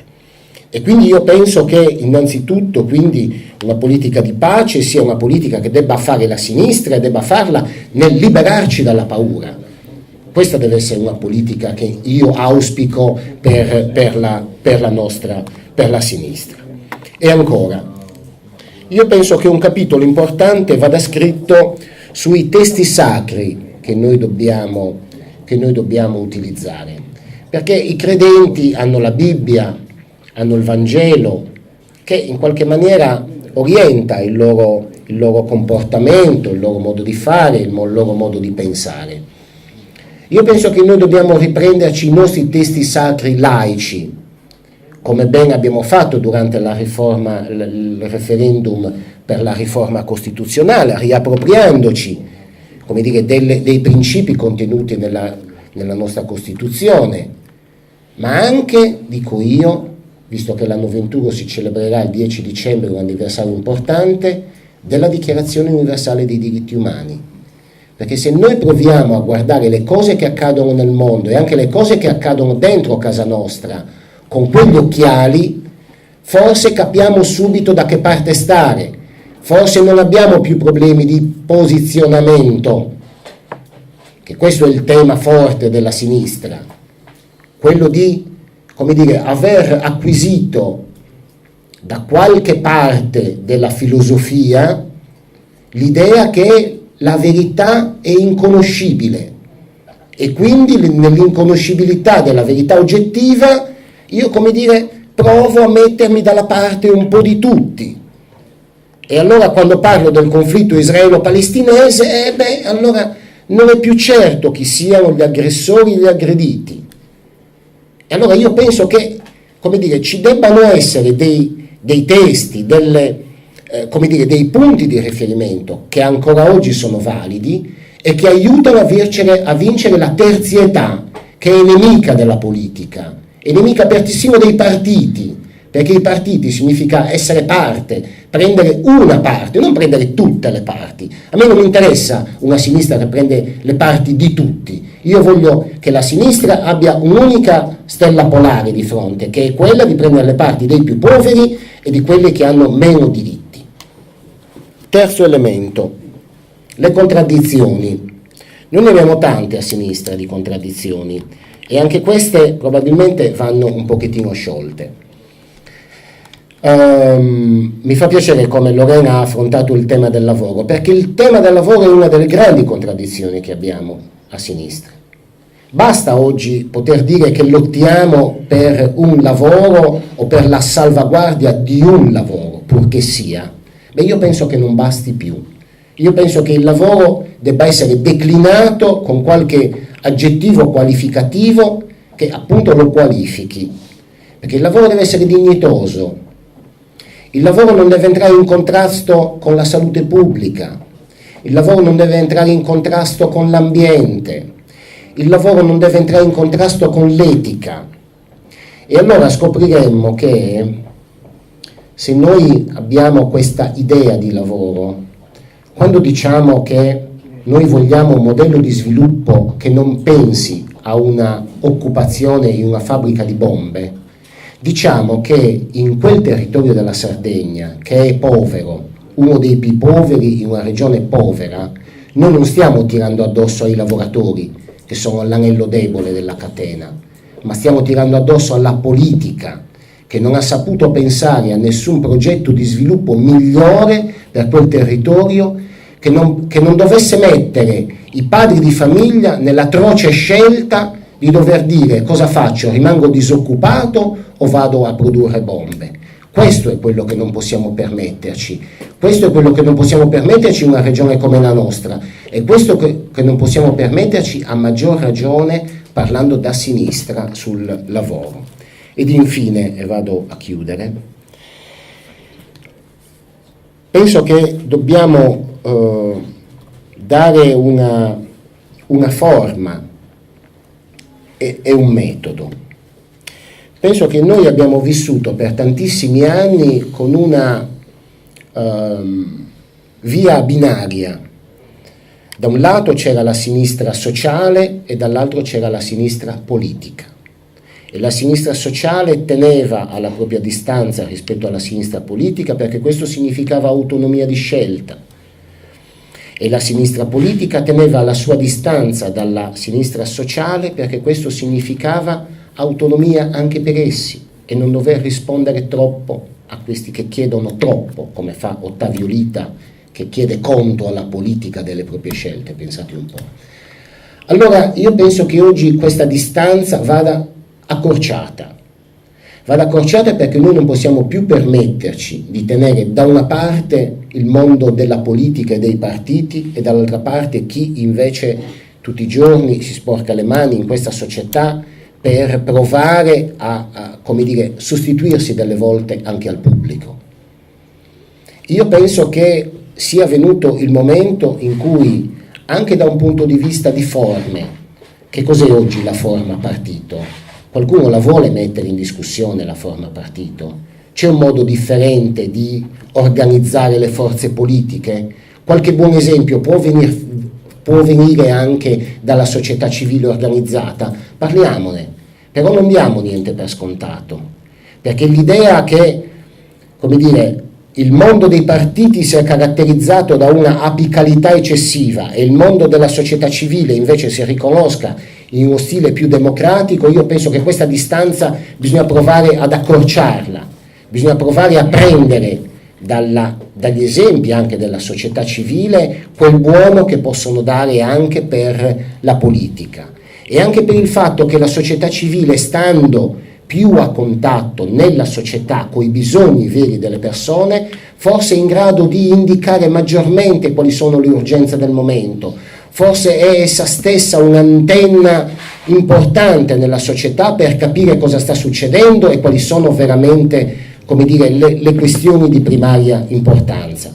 Per questo io spero che nella prossima fase il dialogo si faccia più stretto e queste barriere vadano a essere, come dire, sempre più blande, sempre nel rispetto e nell'autonomia dei soggetti che stanno intorno. E quindi io, chiudendo, spero che, diciamo, questa nuova fase sia una fase costituente in cui ci sia una grande disponibilità di ascolto da parte di tutti, con quel metodo che indicava Ottavio molto bene all'inizio, cioè il metodo della partecipazione, l'ampliamento dello spazio pubblico della discussione. Non penso sia la strada quella di chiudersi in qualche stanzetta in 3 o 4 per decidere le cose. L'idea, anzi, di questa iniziativa, che ringrazio molto che il Manifesto Sardo si sia preso l'onere di guidare in questa fase qui in Sardegna, è proprio quella delle 100 piazze. Cosa c'è di più aperto di una piazza? Cosa c'è più aperto di un'agorà nella quale i cittadini si possono ritrovare, ognuno con la propria biografia, ognuno con la propria storia, ognuno con le proprie cose che sa fare. Alcuni di noi sanno fare delle cose, altri ne sanno fare delle altre.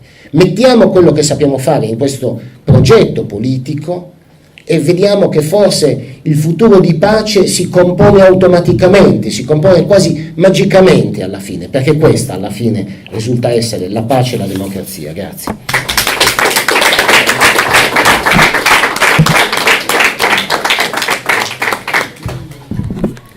Antonio Muscas,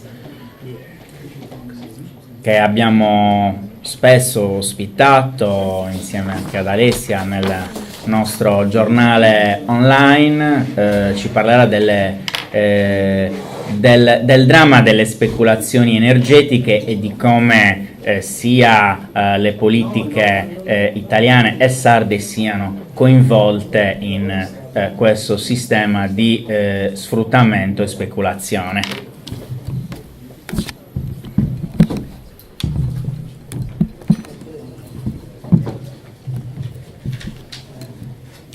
Grazie, buonasera a tutti. Intanto fino ad ora ho sentito soltanto brutte notizie in merito all'economia in Sardegna e ai posti di lavoro. Io ho da dare una notizia buona, che la Sardegna produce reddito per un valore stimabile superiore al miliardo di euro. La notizia brutta in tutto questo è che non sono soldi per noi, sono soldi per altri. E andiamo a spiegare perché. Mi piacerebbe intanto leggere una frase che viene riportata in questo libricino che sta girando per la Sardegna e fa parte del progetto Smart City, sostenibilità energetica in Sardegna, promossa dall'assessore all'ambiente, e che ha l'introduzione di Maria Grazia Piras, assessore all'industria della regione Sardegna. C'è una frase qua che colpisce perché relativamente a ciò che deve essere l'energia in Sardegna dice: la miglior energia risparmiata è quella che non si consuma. Peccato che questo principio non venga applicato in Sardegna e che alle buone intenzioni poi facciano seguito solamente cattive pratiche. Qualche settimana fa a Villacidro è arrivata una raccomandata dell'assessorato degli enti locali, finanze ed urbanistiche, a firma del direttore del servizio Demani e Patrimonio di Cagliari, in cui si determina quanto segue: è disposta ai sensi dell'articolo 22 bis del testo unico 327 in favore della società Green Energy Sardegna SRL per le motivazioni in premesse indicate, l'occupazione d'urgenza preordinata all'esproprio, asservimento e l'occupazione temporanea non preordinata all'esproprio degli immobili, come riportati negli elenchi e nelle planimetrie allegati. Cosa significa? Significa che con un provvedimento dell'assessorato degli enti locali, una società, la Green Energy Sardegna, diventerà proprietaria di terreni agricoli senza aver concordato pressoché niente con i legittimi proprietari. I terreni verranno pagati a un valore poco superiore al prezzo di terreno agricolo, e questo è avvenuto perché la società Green Energy Sardegna ha fatto espressa richiesta, ma non ha trovato nessun ostacolo da parte del nostro governo regionale. Questo cosa significa? Significa che proprietari e comunità locali sono stati completamente estromessi da questo processo. Non bastasse questo, è stato appena approvato il decreto legislativo 104 del 2017 che sottrae alle regioni le competenze del VIA sugli interventi nei diversi territori. VIA è la valutazione di impatto ambientale. Fino ad ora, quando si presentavano progetti di grande impatto ambientale, era l'assessorato regionale che se ne occupava. Adesso noi siamo stati estromessi e sarà direttamente il Ministero a farlo, ma il governo regionale ancora una volta non ha proferito parola perché preferisce che gli argomenti spinosi vengano trattati da altri, quindi che siano lontani dalla Sardegna. Loro non hanno più responsabilità, va bene così. Questo progetto di cui sto parlando, poi parto da questo per fare un discorso di carattere più generale. Si tratta di un progetto per la realizzazione di un nuovo parco eolico. La società Green Energy Sardegna era finita sotto inchiesta nel 2010 per presunti fondi derivanti dalla mafia. Se vi ricordate, in quell'inchiesta c'erano finiti dentro anche Cappellacci, Carboni e Verdini. C'era di mezzo la questione della nomina del direttore generale dell'ARPAS, e di questa inchiesta non conosco l'esito, non so se stia procedendo oppure no, però la nota importante è questa, che la Green Energy Sardegna è una società, una SRL da poche decine di migliaia di euro che ha sede fuori dalla Sardegna e che sta presentando un progetto, non il primo perché è proprietario di diversi impianti in Sardegna, questo nello specifico è un impianto di 43 megawatt che vale qualcosa come 50 milioni di euro. La provenienza dei fondi è sconosciuta. Ogni volta che noi abbiamo partecipato a conferenze di servizio in cui si parlava di progetti per l'eolico, alla domanda quale fosse l'origine dei fondi, difficilmente si è riusciti a ottenere anche una bozza di risposta. Detto questo, siccome di fronte alle proteste di chi si oppone a questi progetti, una delle contestazioni che vengono sollevate è che le energie rinnovabili ci servono, l'eolico è bello, anche l'eolico ci serve, quindi la domanda è questa: l'eolico ci serve realmente in Sardegna? E l'eolico, questo eolico qua, queste torri che sono alte 152 metri all'apice della pala e che devono essere sostenute da una piattaforma di circa 1000 metri cubi che non verrà mai smantellata. La stessa pala non si sa che fine farà perché l'esproprio non è ben definito, perché la regione non ha detto a chi andrà la proprietà di quei terreni, col rischio che rimanga dei proprietari, perché per ora c'è l'occupazione d'urgenza. Quindi è probabile che fra 25 anni il proprietario si trovi a dover smantellare a carico suo questi mostri, e se non lo farà il proprietario sarà probabilmente la regione con fondi pubblici. Allora serve questo eolico ed è l'unica soluzione proponibile in un territorio come la Sardegna. Come faccio a sapere, come faccio a darmi questa domanda, a darmi questa risposta? Devo raccogliere dati, e meno male io dati a disposizione ce li ho, perché ho un finto piano energetico regionale, finto perché di fatto questo piano è stato approvato solamente dalla Giunta e non è mai passato in Consiglio regionale, finto perché oltre a descrivere bene il quadro generale della situazione energetica in Sardegna, nelle proposte non contiene effettivamente degli obiettivi reali con tanto di disponibilità economica della regione, dello Stato italiano, comunque della Comunità Europea per raggiungere questi obiettivi.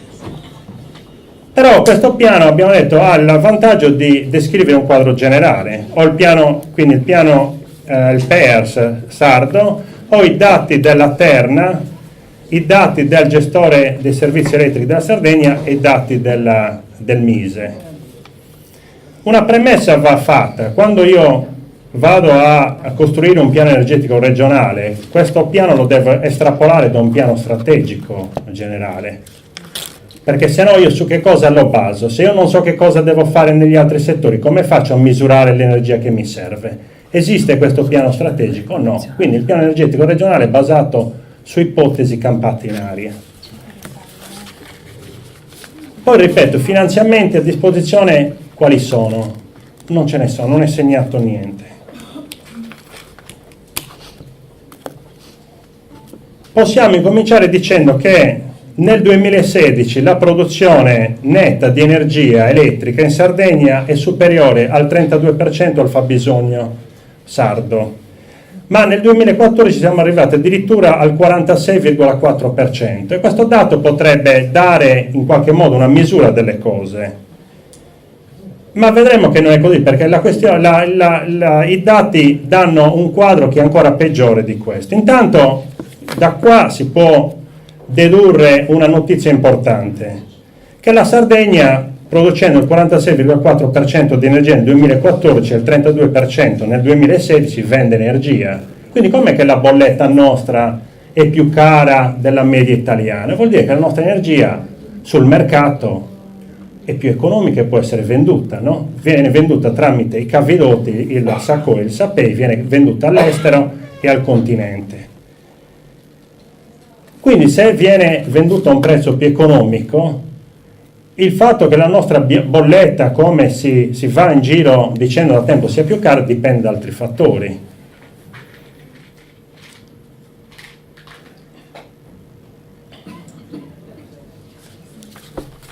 Questo introduce anche un altro aspetto, perché assieme a questo fatto qua si può arrivare a parlare della questione della situazione di difficoltà della Sardegna nella sua condizione di insularità. Allora, se io posso produrre energia a basso costo, significa che io ho condizioni in Sardegna per avere prodotti a un prezzo vantaggioso. Allora, quando qualcuno va a professare costantemente, anche oggi si parla di referendum per l'insularità votato a larga maggioranza, forse ci dovremmo chiedere che cos'è questa condizione di insularità, se esiste veramente o se non sia, come ha tenuto a precisare qualcun altro prima, semplicemente uno slogan.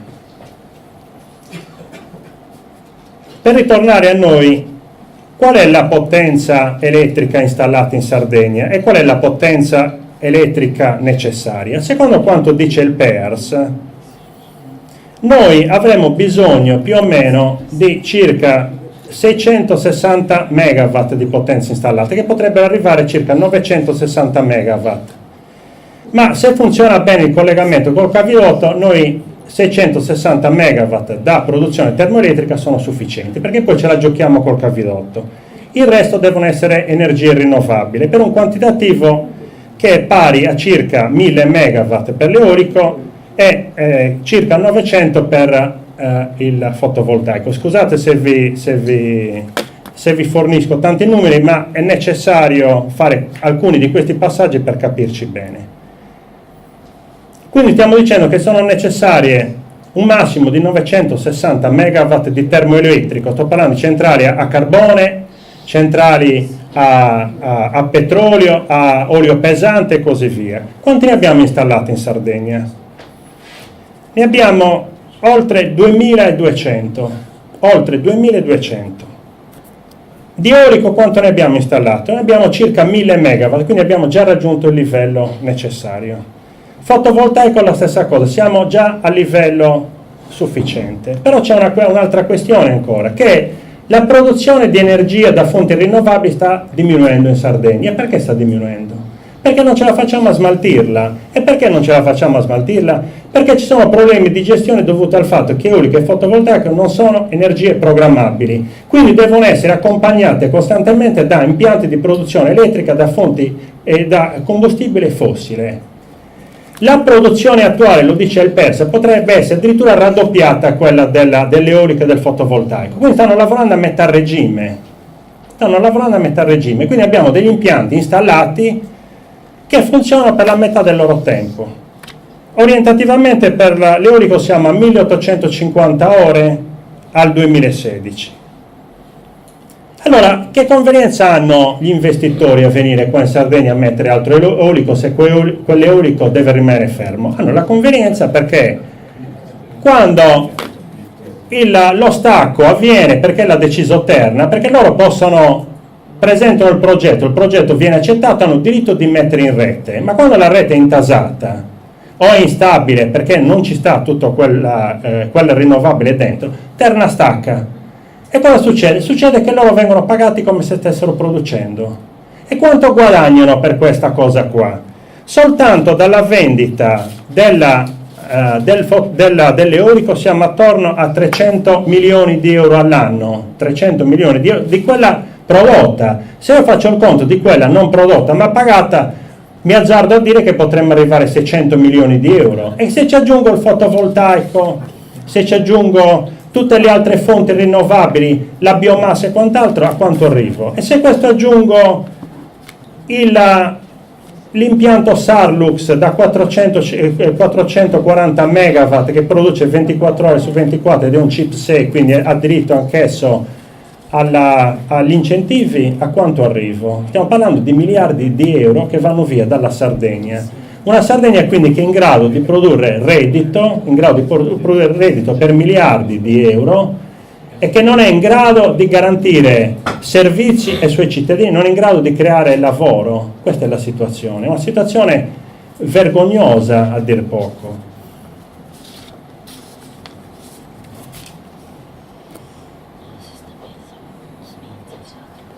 In tutto questo la Sardegna che cosa sta facendo? La Regione Sardegna, il nostro governo regionale, sta progettando 2 nuovi inceneritori perché rientrano anche questi nel piano di produzione energetica da fonti rinnovabili, bruciare rifiuti è rinnovabile. 20 megawatt su un complessivo di oltre 4.400 megawatt, il niente, però servono per dare da mangiare a qualcuno. Quando si parla di sistemi corrotti, oltre alla corruzione come la intendiamo noi, quella classica, c'è anche la corruzione morale di chi amministra, di chi pensa di poter accontentare clientele, di poterlo fare legalmente perché si predispongono le leggi per farlo e di farlo anche a discapito della comunità in cui vive, perché voglio dire, una persona che accetta nella propria terra di mettere su impianti di questo tipo, se non è corrotto moralmente, se non è corrotto complessivamente nella sua testa, che cos'è? Perché una persona in condizioni normali non accetterebbe mai di condannarsi a morte in questo modo, avvelenandosi giorno dopo giorno. Quindi la Regione progetta altro eolico, altri impianti a biomasse, altri inceneritori e un'altra centrale a carbone a Portoverme, perché abbiamo bisogno ancora di centrali a carbone, no? Dobbiamo dare opportunità di lavoro, mentre parallelamente però chiudono altre centrali a combustibili fossili, come è successo a Tane, lasciamo a casa degli operai.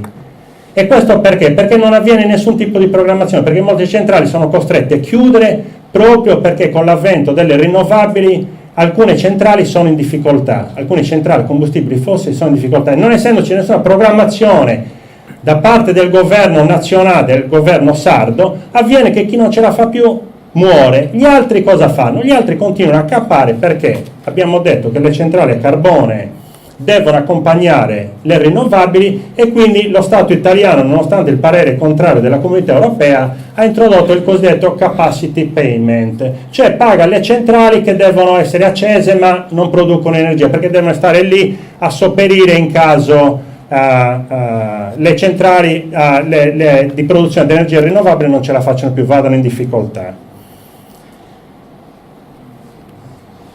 Biomasse non abbiamo ancora affrontato questo tema, questo è uno dei temi che sono i più spinosi in Sardegna, perché gli impianti a biomassa, che vengono definiti anche questi di produzione di energia da fonti rinnovabili, non fanno altro che sfruttare terreni agricoli. Un impianto a biomassa da 1 megawatt ha bisogno di circa 400 ettari di terreni agricoli che invece di essere coltivati per produrre alimenti vengono coltivati per produrre biomassa da bruciare o da mettere a fermentare negli impianti. E di quanta acqua hanno bisogno questi impianti? Dei 2 e 3 milioni di metri cubi all'anno, 2-3 milioni di metri cubi. Oggi che in Sardegna si parla di crisi idrica, che stanno togliendo l'acqua agli agricoltori, hanno detto che devono razionare l'acqua ai cittadini, questi impianti qua, siccome l'energia è un settore strategico, hanno diritto di produrre e di consumare acqua. E come la producono questa biomassa? Non essendo Scusate, cerco di fare in fretta. Siccome non sono biomasse per il settore alimentare, è chiaro che le possono pompare con sostanze di ogni genere.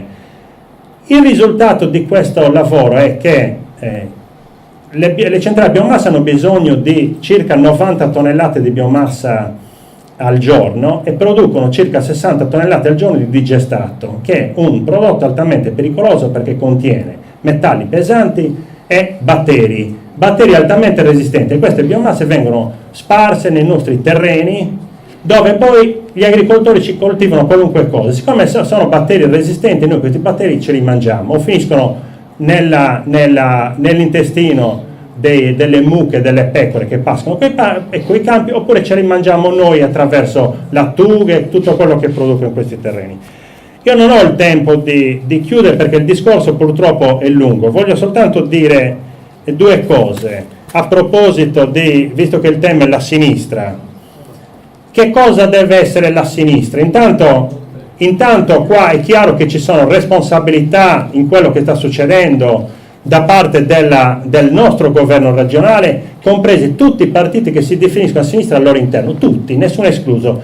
E l'ultimo argomento in tema di energia è quello del metano, che andrà a devastare la Sardegna perché sono un altro 1 miliardo e passa di finanziamenti che verranno prelevati dalle nostre bollette per consumare migliaia e migliaia di ettari di terreno per far passare questo gasdotto che non servirà a nessuno. Quindi ci sono responsabilità delle persone che oggi stanno al governo della Sardegna ed è chiaro che queste organizzazioni politiche devono fare una scelta, ma non la possono fare domani quando ci saranno le elezioni, la scelta la devono fare oggi e deve essere innanzitutto quella di abbandonare queste politiche criminali. La seconda cosa, riallacciandomi a quanto ha detto prima Ottavio Litta, sì, è vero che bisogna smetterla con gli slogan sull'indipendentismo fine a se stessi, però la questione della Catalogna e dell'Europa devono essere sono collegati, perché hanno a che vedere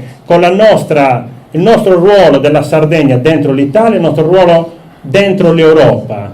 Quindi una sinistra non può evitare di trattare i temi dell'autonomia, del diritto a decidere, dell'autodeterminazione, così come non può non includere nel suo programma politico un momento in cui i sardi dovranno andare a decidere quale sarà il loro rapporto con l'Italia, perché altrimenti qua stiamo parlando di altre cose. Sono temi che vanno affrontati, ognuno è libero di pensarla come vuole, è necessaria una larga condivisione di queste argomentazioni perché deve essere fatto in questo modo, ma è imprescindibile per qualunque organizzazione di sinistra che si voglia definire in questo modo. Io chiudo qua e ringrazio tutti quanti per avermi ascoltato.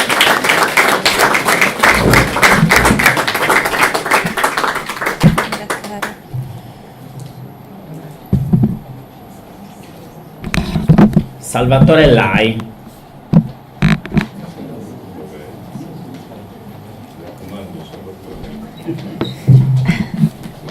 Cosa ti raccomando?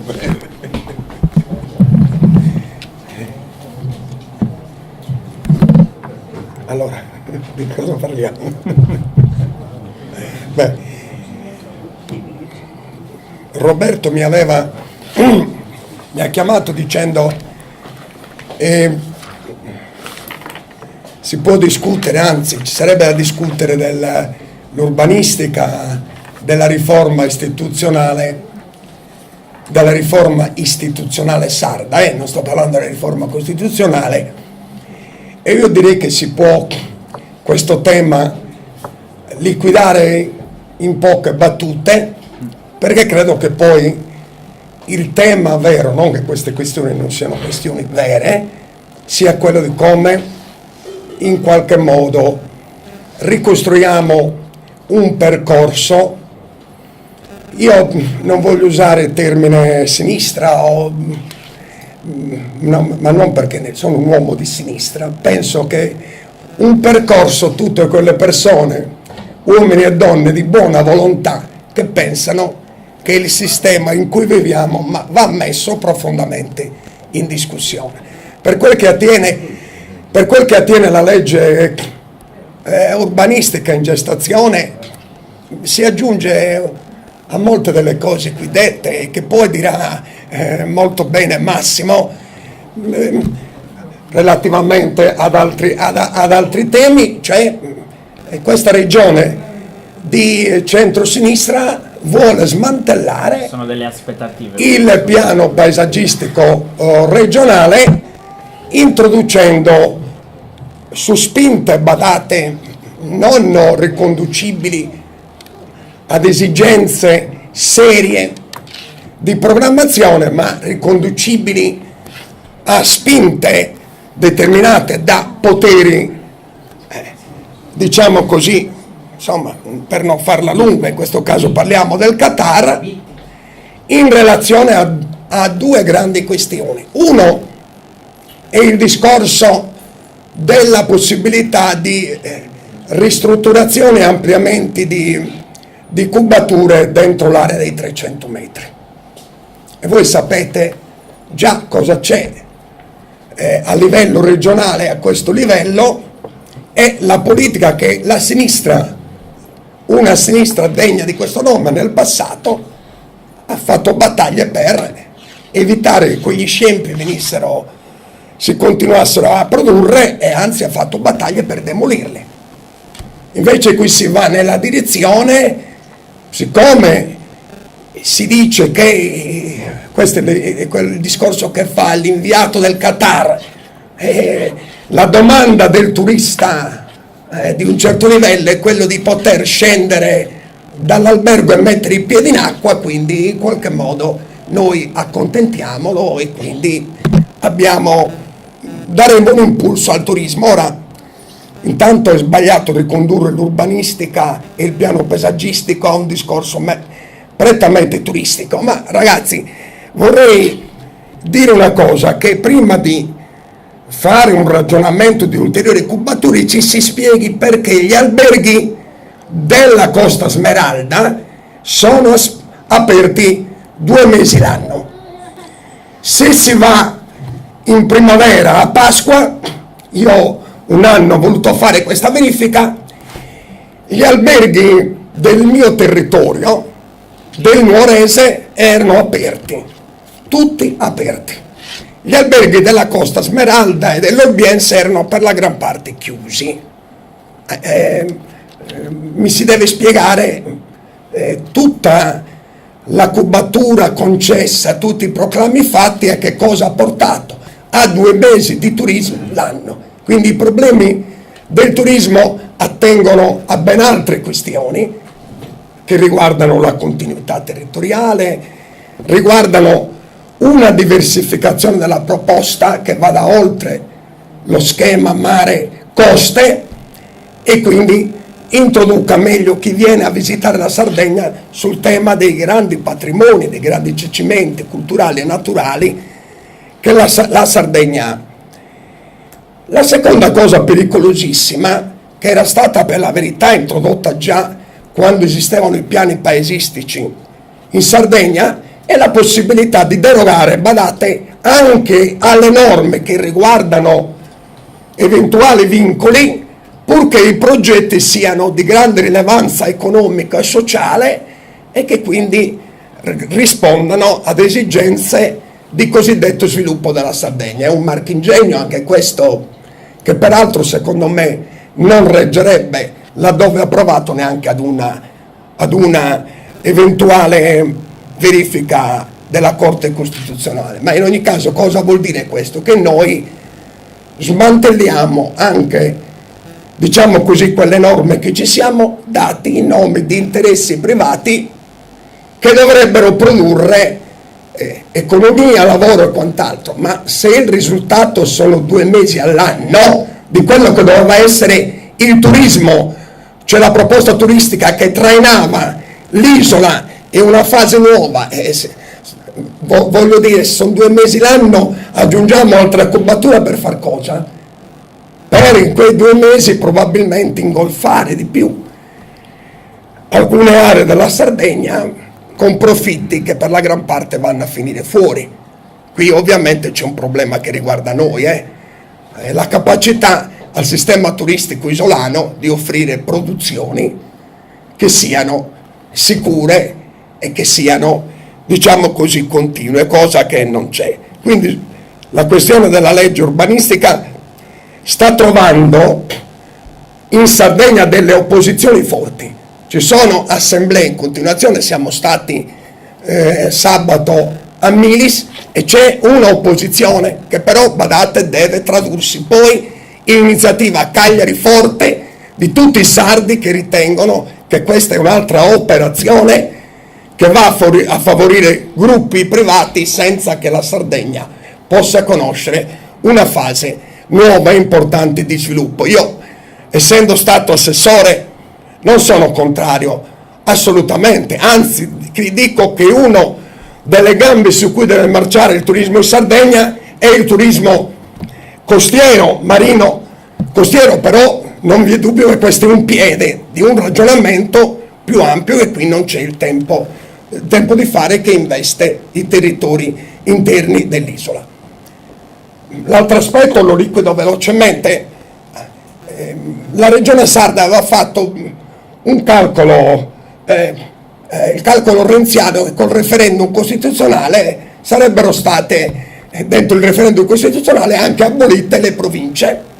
Le province sono sopravvissute e abbiamo una riforma strana che potrebbe essere messa in discussione da portatori di interessi che farebbero saltare il sistema sardo. Per essere chiara, l'area metropolitana di Cagliari, la città metropolitana, in presenza della provincia di Cagliari, della provincia di Sassari, di quelle nuove che restano, se qualcuno facesse un ricorso probabilmente questa cosa salterebbe. La cosa più grave di quella riforma, che ha normato benissimo il ruolo di Cagliari nella città metropolitana, il resto dell'isola è lasciato alla disponibilità dei comuni ad organizzarsi in, come possiamo dire, unioni dei comuni.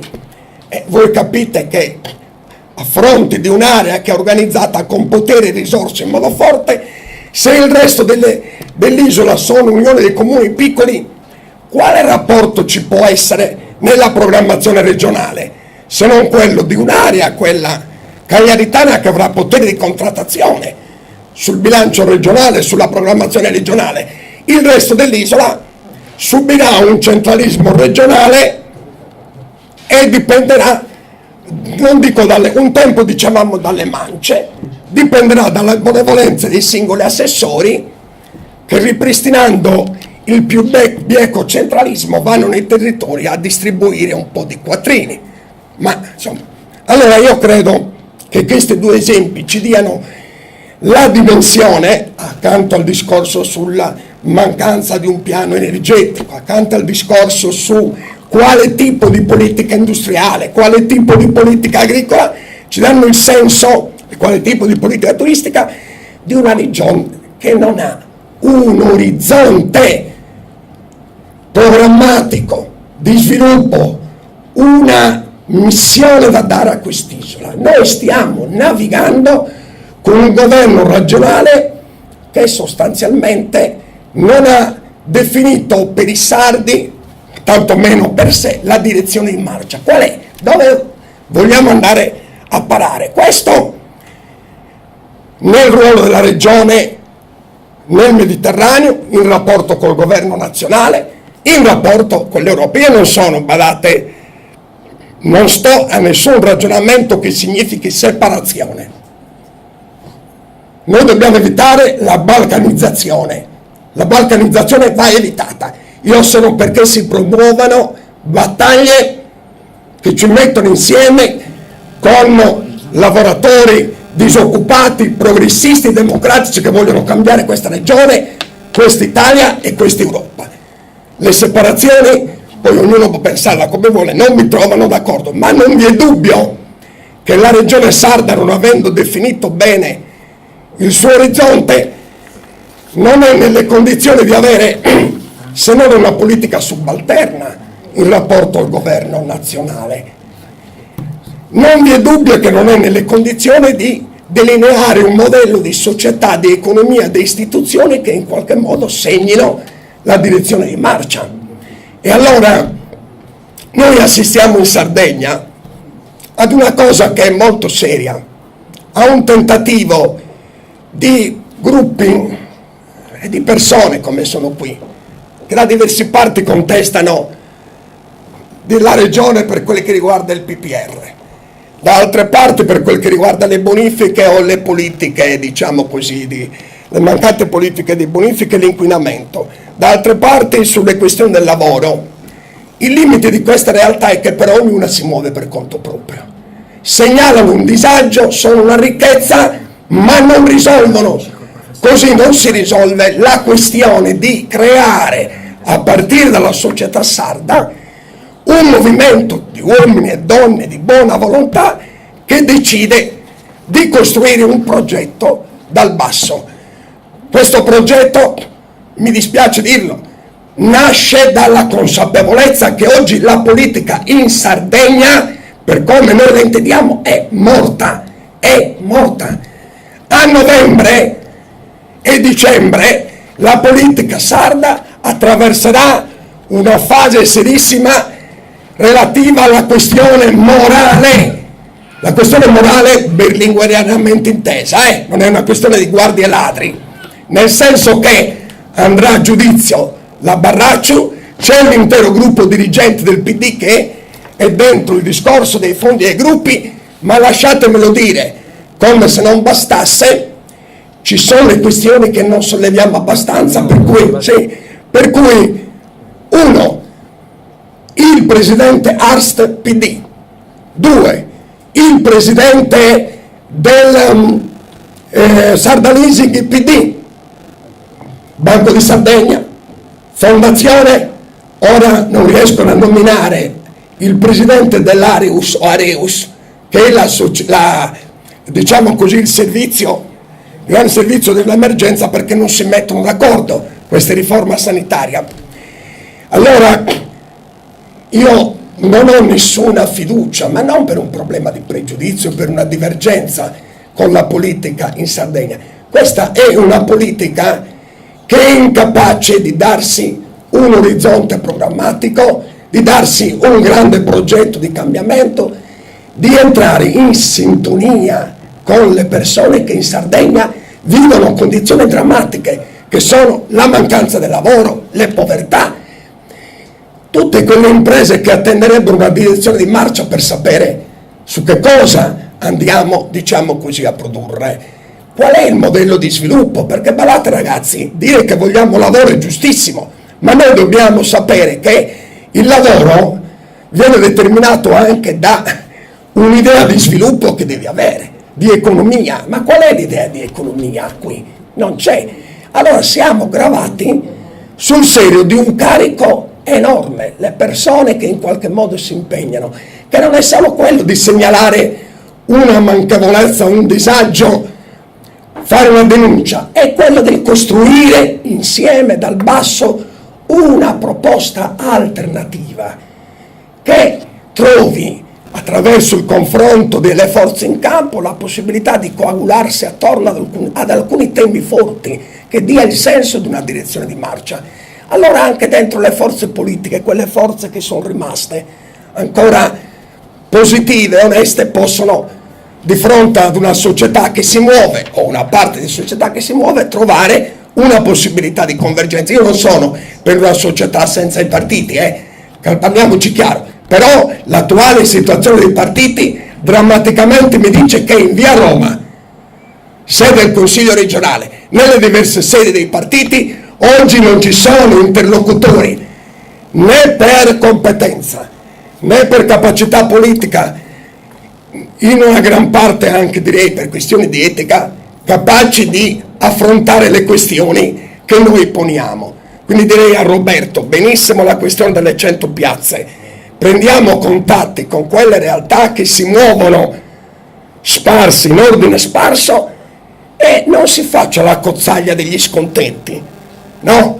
Si metta insieme una parte di questo popolo per costruire non solo un progetto, ma un po' il tema di Ottavio. Proviamo a costruire un ragionamento culturale, i presupposti di una egemonia culturale diversa, perché l'egemonia attuale, l'egemonia è determinata altrove e sta portando questa regione alla rovina. E quel che è peggio, chiuso sul serio, è che sta creando nella stragrande maggioranza del popolo una situazione di totale disinteresse, scoramento e sfiducia. E badate, se questa cosa avviene completamente senza contrasto, dentro questa cosa può venirne qualsiasi sorpresa. Non pensiamo sempre in positivo. Un terreno in cui lasciamo che prosperino i rovi, non coltivato, non può produrre nulla di buono, e quello è soggetto all'incendio, e quando l'incendio parte noi non sappiamo cosa può accadere. Grazie. Salvatore, quindi questo è l'intervento. Sì. Allora, grazie. Proseguiamo ora, parliamo di diritto alla salute. Massimo D'Adea parlerà di come si possa praticare il diritto alla salute in Sardegna e delle mobilitazioni a difesa della sanità pubblica in Sardegna. Massimo? D'Adea. Massimo D'Adea. Ricordo che per chi fosse arrivato ora è presente il banchetto firme della proposta di legge di iniziativa popolare Più sovranità, più democrazia al cittadino, che prevede tra l'altro la firma online per le iniziative popolari per tutti i referendum nazionali, regionali e comunali.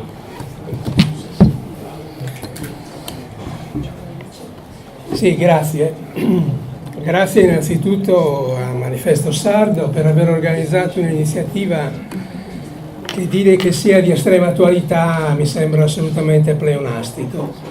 Affrontiamo dei temi che sono fondamentali per la società sarda e lo diventeranno ancora di più nei mesi che seguiranno. Devo dire che dopo l'intervento di prima, quando addirittura mi si chiedeva di parlare di legge urbanistica, avevo già tentato di resettare l'intervento, ma insomma, siccome mi si chiede di parlare di diritto alla salute, resettiamo ancora e parliamo di diritto alla salute. Però consentitemi prima di fare una piccola riflessione. Il tema che è stato scelto è un tema estremamente importante ed interessante, e cioè si dice per una sinistra delle differenze. Ebbene, io vorrei provare a declinare questo slogan, la sinistra delle differenze, vorrei cercare di declinarlo, diciamo così, in salsa sarda. Nel senso che in Sardegna, io penso, dobbiamo iniziare a ipotizzare di mettere insieme tutta quella parte della sinistra che sta alla sinistra del Partito Democratico, e dobbiamo cercare di mettere insieme questa parte importante della società sarda intorno ad un'idea precisa di Sardegna, intorno ad un progetto definito. Penso che questo sia il modo migliore per cercare di determinare quella netta discontinuità rispetto a quello che è avvenuto in questi anni, una netta discontinuità rispetto al governo regionale che appunto ci ha governato in questi anni.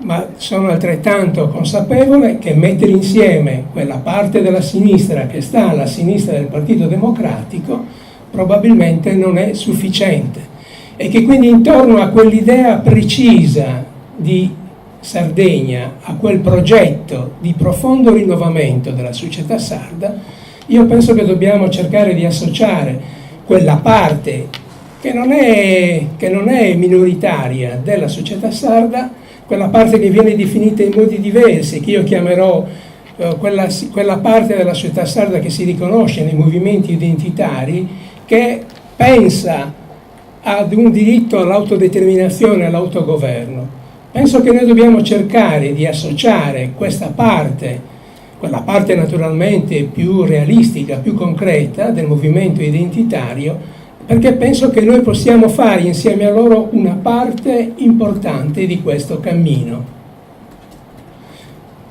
Dobbiamo essere consapevoli che all'interno della società sarda questa componente identitaria rappresenta una percentuale molto ma molto elevata. Voglio ricordarvi che una recente ricerca fatta dall'Università di Cagliari insieme all'Università di Edimburgo ha evidenziato che quelli intervistati naturalmente, il 40% degli intervistati di quelli che hanno partecipato a questa ricerca non disdegnavano l'idea di una sorta di indipendenza per la Sardegna. Dobbiamo quindi mettere insieme questa parte importante della società sarda intorno ad un'idea precisa, ad un progetto preciso, perché questa è l'unica possibilità che abbiamo di vincere quella sorta di ricatto che tutte le volte in occasione della scadenza elettorale rischia di avere un peso determinante, quel ricatto per cui il voto utile fa sì che parti importanti di società, parti importanti della sinistra, parti importanti dello stesso elettorato del Partito Democratico, ad esempio, in mancanza di un'alternativa concreta e credibile, siano costretti a rivotare o per il Partito Democratico oppure per astenersi.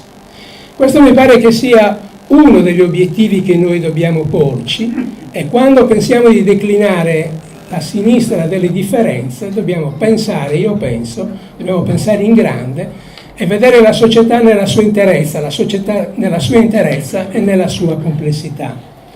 Ebbene, all'interno di questo progetto fortemente innovativo, un progetto che deve avere elementi di forte discontinuità rispetto al presente, io penso che il diritto alla salute sia un aspetto importante, perché tocca bisogni primari delle persone. Ed ebbene, questo diritto, un diritto costituzionalmente garantito, oggi viene messo in discussione da quelle politiche neoliberiste che si traducono poi attraverso il taglio della spesa sanitaria. In Italia la spesa sanitaria è una delle più basse a livello europeo. Queste politiche neoliberiste mettono in forse uno degli elementi cardine di quella che era la riforma sanitaria dell'833 e del 78, il principio universalistico, e cioè la possibilità per tutti i cittadini di accedere gratuitamente ai servizi sanitari. Questo elemento fondante viene messo in discussione oggi dalle politiche appunto neoliberistiche che tendono a una privatizzazione della sanità e quindi a privatizzare un diritto che è costituzionalmente garantito. Pensate, ci sono circa 11 milioni di cittadini in Italia che rinunciano a curarsi per il semplice motivo che non possono pagarsi il ticket. In Sardegna ci sono tantissimi, soprattutto giovani ed anziani, che rinunciano a curarsi perché non possono pagarsi il ticket. E tutto questo rischia di avere delle conseguenze drammatiche per la Sardegna. La Sardegna è una regione che è caratterizzata da un tasso di invecchiamento particolarmente elevato. abbiamo un tasso di invecchiamento che è tra i più elevati non solo tra le regioni italiane, ma a livello europeo e anche a livello mondiale. Non solo, ma la nostra realtà regionale è caratterizzata da un'alta prevalenza di malattie croniche, un'alta prevalenza di malattie autoimmuni, e quando parlo di malattie autoimmuni mi riferisco al diabete, ad esempio, oppure alla sclerosi multipla.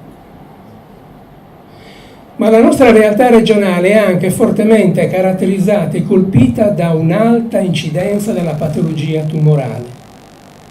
In Sardegna, soprattutto nelle zone che sono limitrofe alle aree industriali dismesse, si muore di più, gli uomini e le donne muoiono di più a causa della patologia tumorale. In queste stesse zone, in queste stesse aree, i bambini che nascono rischiano di vedere modificato il proprio DNA, con conseguenze terribili appunto per questi bambini.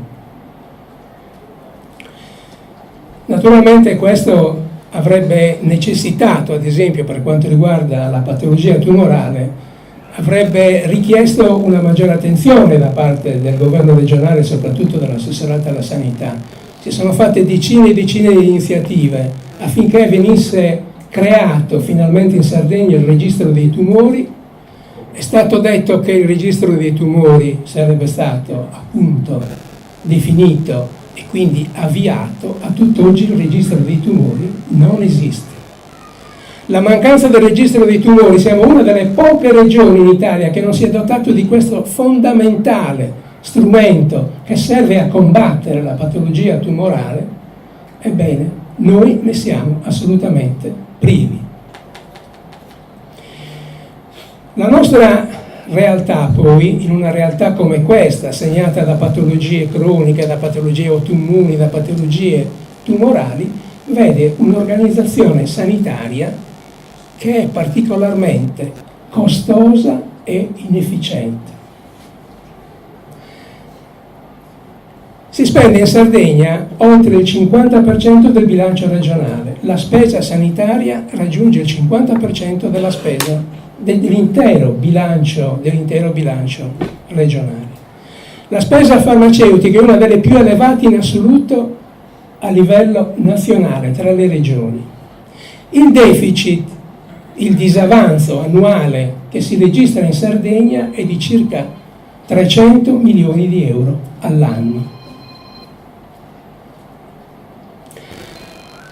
A fronte di una spesa così ingente e così rilevante, noi abbiamo un sistema sanitario altamente inefficiente.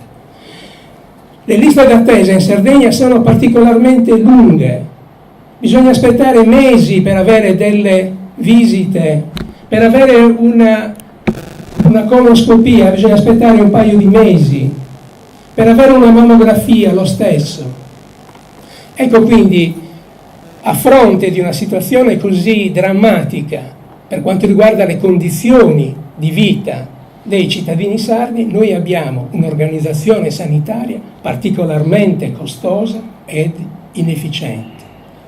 Ma non solo, ma abbiamo anche un sistema ospedaliero che è caratterizzato da una polarizzazione verso Cagliari e verso Sassari, nel senso che la gran parte dei posti letto sono localizzati a Sassari e a Cagliari. Ma abbiamo un sistema ospedaliero che è gravato da due aspetti che sono assolutamente inaccettabili.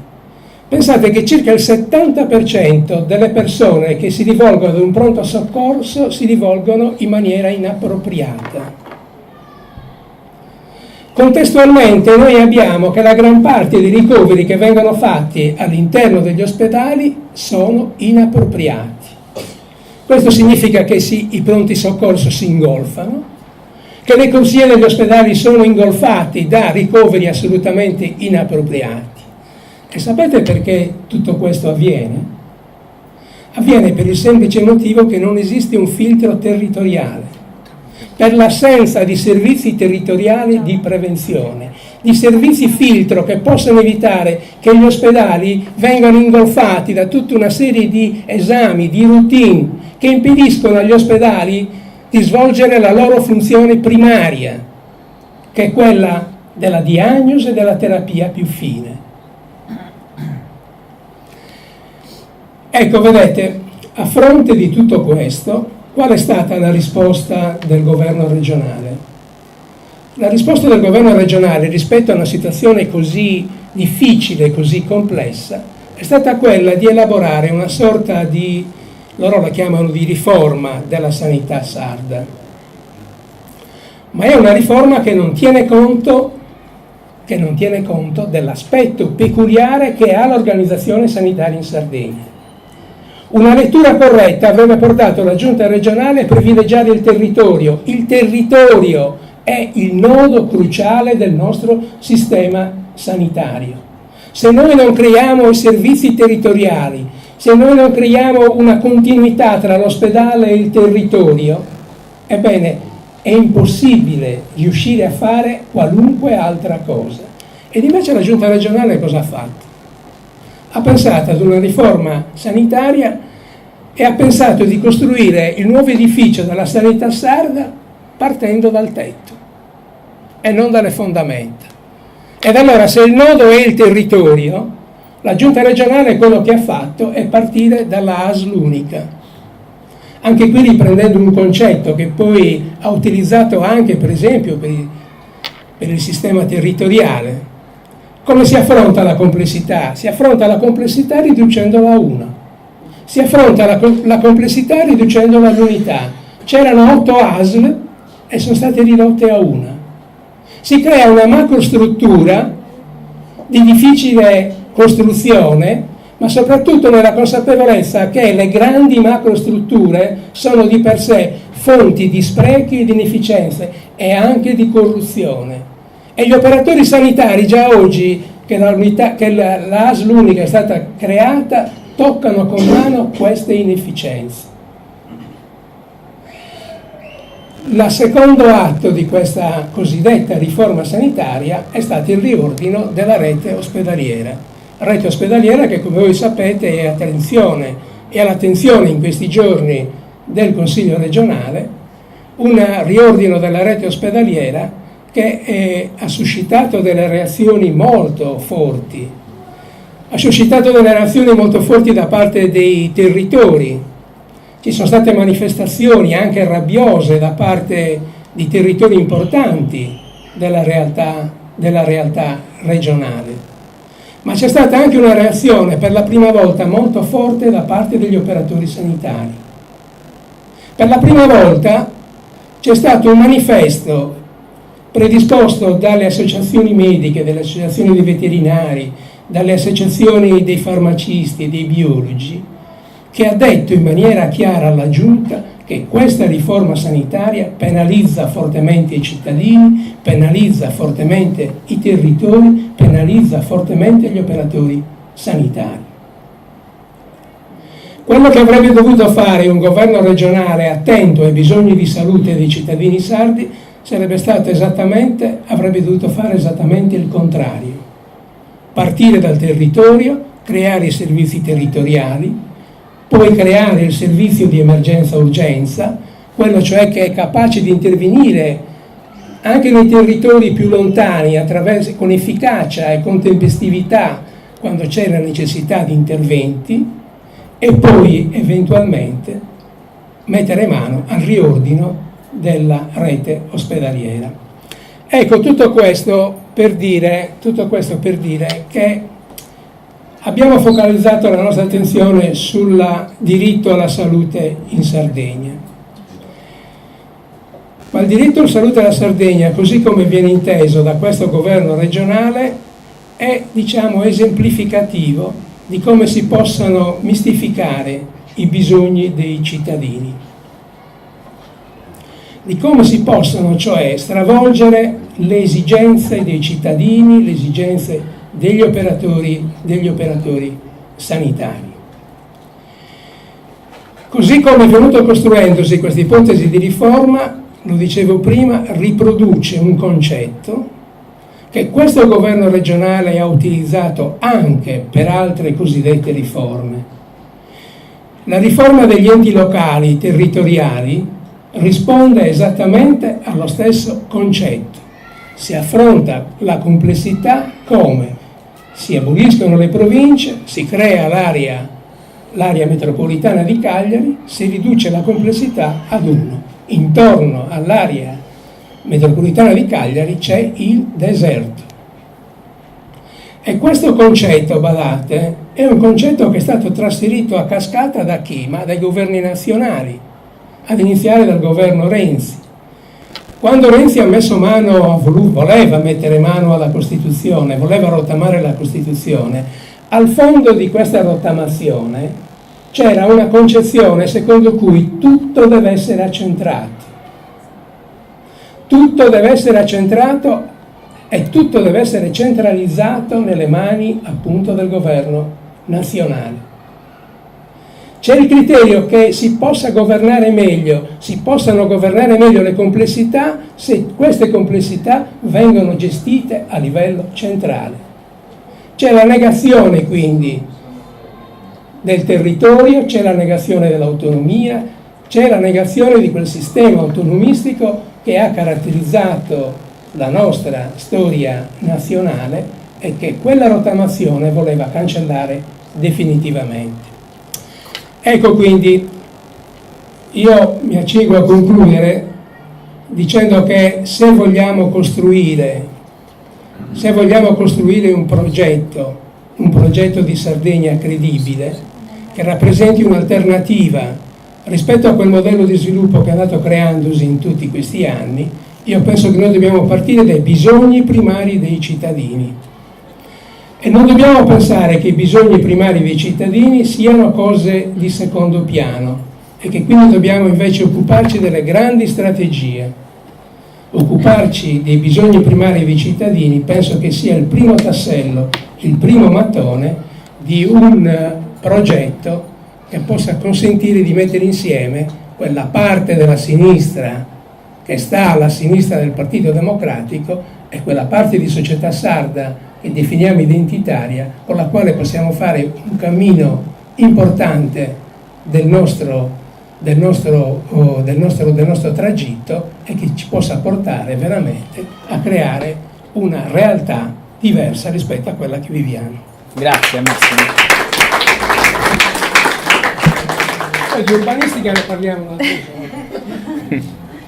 Ne parliamo anche un altro giorno perché questa non sarà la prima e l'ultima assemblea. Ci stiamo avviando agli interventi conclusivi. Questa è l'ultima macro area che affronteremo, quella della buona e dell'intelligente accoglienza e dei diritti di cittadinanza. Paulette Stefano ci parlerà dell'opportunità dello Ius Soli e dello Ius Culture per dare la cittadinanza a circa 800.000 bambini e per non ritrovarli ragazze e ragazzi senza alcun diritto. Paulette ci parlerà anche della campagna lanciata dall'Autorità Garante per l'Infanzia, dall'EASO, tra l'altro sostenuta anche da il Manifesto Sardo, della figura del tutore volontario per le persone minori non accompagnate. Vi ricordiamo, prima di andare via, lasciateci un piccolo contributo per il pagamento della sala. Grazie.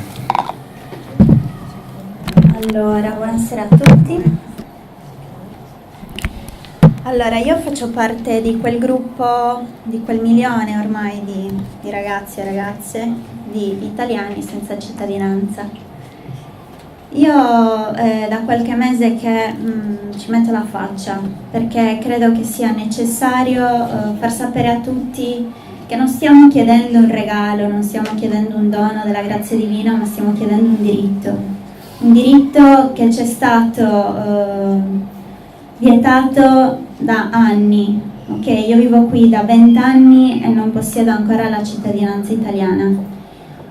So che le tematiche del welfare, insomma, tutte le problematiche che oggi viviamo rappresentano sicuramente un blocco davanti alle tematiche migratorie, viste anch'esse come problema. Però secondo me è importante riflettere su queste dinamiche, perché parliamo di futuri cittadini, parliamo del futuro prossimo, ci ritroviamo davanti a qualcosa di grande e che sicuramente influenzerà le vite dei nostri figli e della nostra popolazione, quindi secondo me è importante pensarci. Allora, io parlerò dello Ius Soli, dello Ius Culturae, come diceva Roberto. Allora, il 13 ottobre 2015 viene approvato in prima lettura dalla Camera dei Deputati il disegno di legge numero 2092, che guarda non già l'italiano discendente di italiani, bensì allo straniero immigrato in Italia privo di ascendenza italiana. Okay. Esso prevede una duplice variazione rispetto alla normativa vigente, un'espansione dell'ambito di applicazione dello Ius Soli, in questo caso temperato, e l'introduzione di una nuova fattispecie riconducibile allo Ius Culturae.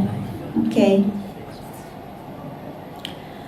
Allora, il contenuto del decreto legislativo numero 2092 è una nuova fattispecie di acquisto della cittadinanza italiana per nascita, quindi Ius Soli, in questo caso, come ho detto prima, temperato.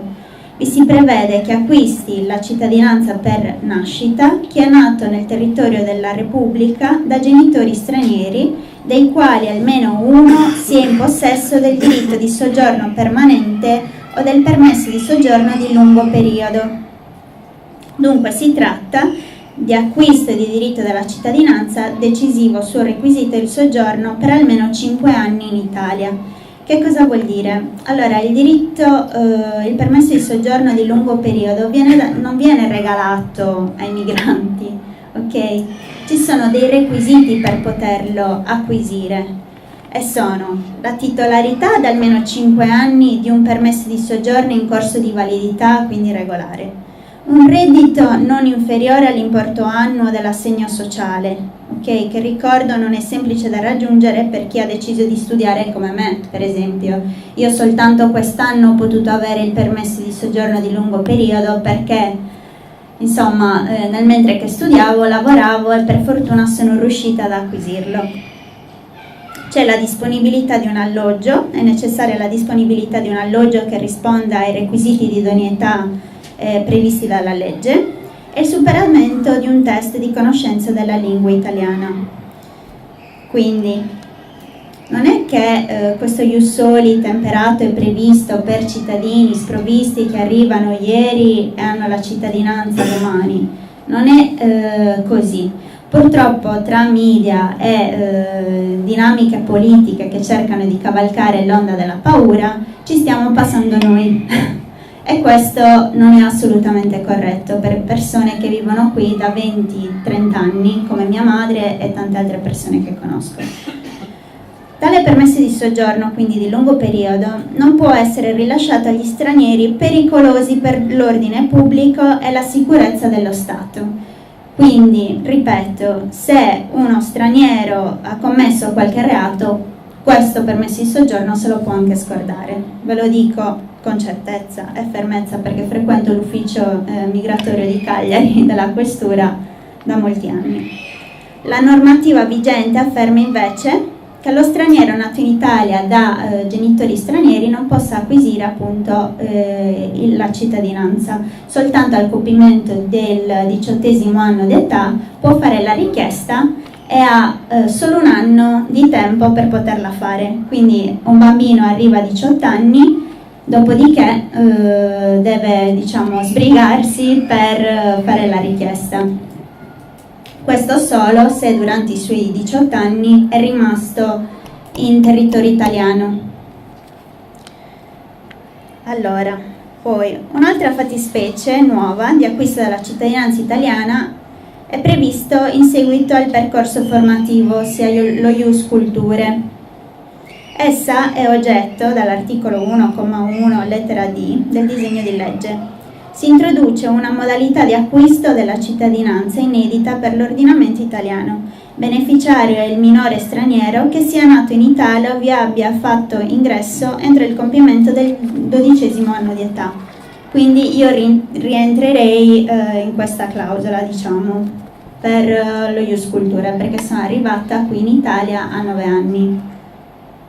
Egli acquista di diritto la cittadinanza qualora abbia frequentato regolarmente un percorso formativo per almeno 5 anni nel territorio nazionale.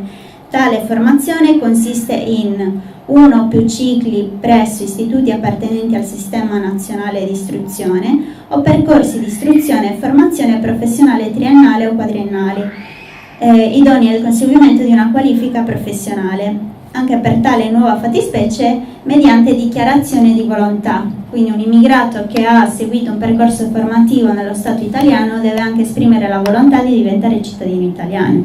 Non è automatico, così come per i ragazzi che nascono qui e compiono 18 anni. Per naturalizzazione ancora beneficiare lo straniero che abbia fatto ingresso nel territorio nazionale prima del compimento della maggiore età, quindi legalmente residente da almeno 6 anni. Questo riguarda quei ragazzi che arrivano dai 12 ai 18 anni. Quindi tale fattispecie, pare di intendere, dovrebbe riguardare questa categoria di minori. L'educazione alla cittadinanza. I comuni, in collaborazione con gli istituti scolastici di ogni ordine e grado, promuovono a favore di tutti i minori iniziative di educazione alla conoscenza e alla consapevolezza dei diritti e dei doveri legati alla cittadinanza ed una giornata dedicata all'ufficializzazione dei nuovi cittadini. Quindi questo è quello che noi, 1 milione di italiani senza cittadinanza, stiamo aspettando dal 2015. Questo perché è importante informarsi prima di giudicare un decreto legislativo, un disegno di legge, e quindi anche per diffondere queste informazioni magari tra le persone che non favoriscono diciamo, i nostri diritti. Quindi il discorso sullo ius soli temperato e sullo ius culturae riguarda più di 1 milione di ragazzi e ragazze. Sono ragazzi come me cresciuti qui, che hanno una vita o che addirittura sono nati qui e che non hanno intenzione di andarsene. Io vorrei che fosse chiaro che se una persona cresce in un territorio ci vuole anche restare, perché come per tanti italiani che stanno andando fuori ed è uno sforzo andarsene via, per noi è un doppio sforzo arrivare qui, crescere qui per poi tornare indietro chissà dove. Quindi vorrei chiarire a tutti che nel caso in cui venisse concessa la cittadinanza, sicuramente a me sembra di dire tante cose banali, però allo stesso tempo mi sembra assurdo che nel 2017 stiamo ancora parlando di queste cose e che io stia lottando per un diritto e non possa magari lottare per altri diritti e tante altre tematiche di cui mi vorrei occupare. Invece sto lottando per un diritto per poter stare nel paese in cui vivo da 20 anni. Mi sembra veramente assurdo. Comunque, per dirvela tutta, noi italiani senza cittadinanza fondamentalmente viviamo in un limbo, perché nel paese di origine noi siamo italiani e qui in Italia siamo stranieri. Quindi quando mi chiedono di dove sei? Sono peruviana, però vivo qui da 20 anni, quindi sono italiana. Ma quindi hai la cittadinanza? No, non ce l'ho la cittadinanza, però effettivamente parlo meglio l'italiano dello spagnolo, non so, sono confusa. Da bambina sono stata in un centro... Non tu, non sei confusa, sono loro. Da bambina sono stata in un centro d'accoglienza in Ungheria, in realtà una caserma militare, perché la disperazione porta le persone a fare delle scelte forti e di coraggio. Mi hanno rimandata in Perù dopo 1 mese. Io avevo una famiglia e dei cari che mi aspettavano e che durante tutto il viaggio si sono presi cura di me. Non avevo solo una scelta, ma più di una. Oggi in Italia il nostro paese è uno dei principali paesi europei di arrivo di minori stranieri. Al 31 agosto 2017 sono circa 18.486. Nella nostra regione sono presenti 826 minori stranieri non accompagnati e rappresentano il punto cruciale del sistema di accoglienza sia per l'entità del fenomeno sia per la carenza di centri dedicati ad una categoria per definizione vulnerabile. Sono ragazzi che hanno un grande bisogno di conoscere, di scoprire e di imparare ma soprattutto di essere ascoltati ed essere guidati in un paese a loro sconosciuto. Io oggi mi occupo di promuovere questa campagna di sensibilizzazione nella nostra regione, sono la referente del Sud Sardegna. La legge Zampa, la legge del 7 aprile 2017, numero 47, afferma che i minori stranieri non accompagnati sono titolari dei diritti in tema di protezione dei minori a parità di trattamento con i minori di cittadinanza italiana o dell'Unione Europea, in accordo ovviamente anche alla Convenzione internazionale dei diritti del fanciullo dell'89. L'articolo 11 in particolare istituisce la figura del tutore volontario per i minori stranieri non accompagnati. E io sono qui soprattutto per questo, non solo per parlare della mia precarietà di cittadinanza, diciamo così, ma soprattutto per promuovere questa campagna, perché questi ragazzi hanno bisogno di noi e di voi. Allora, cosa dire?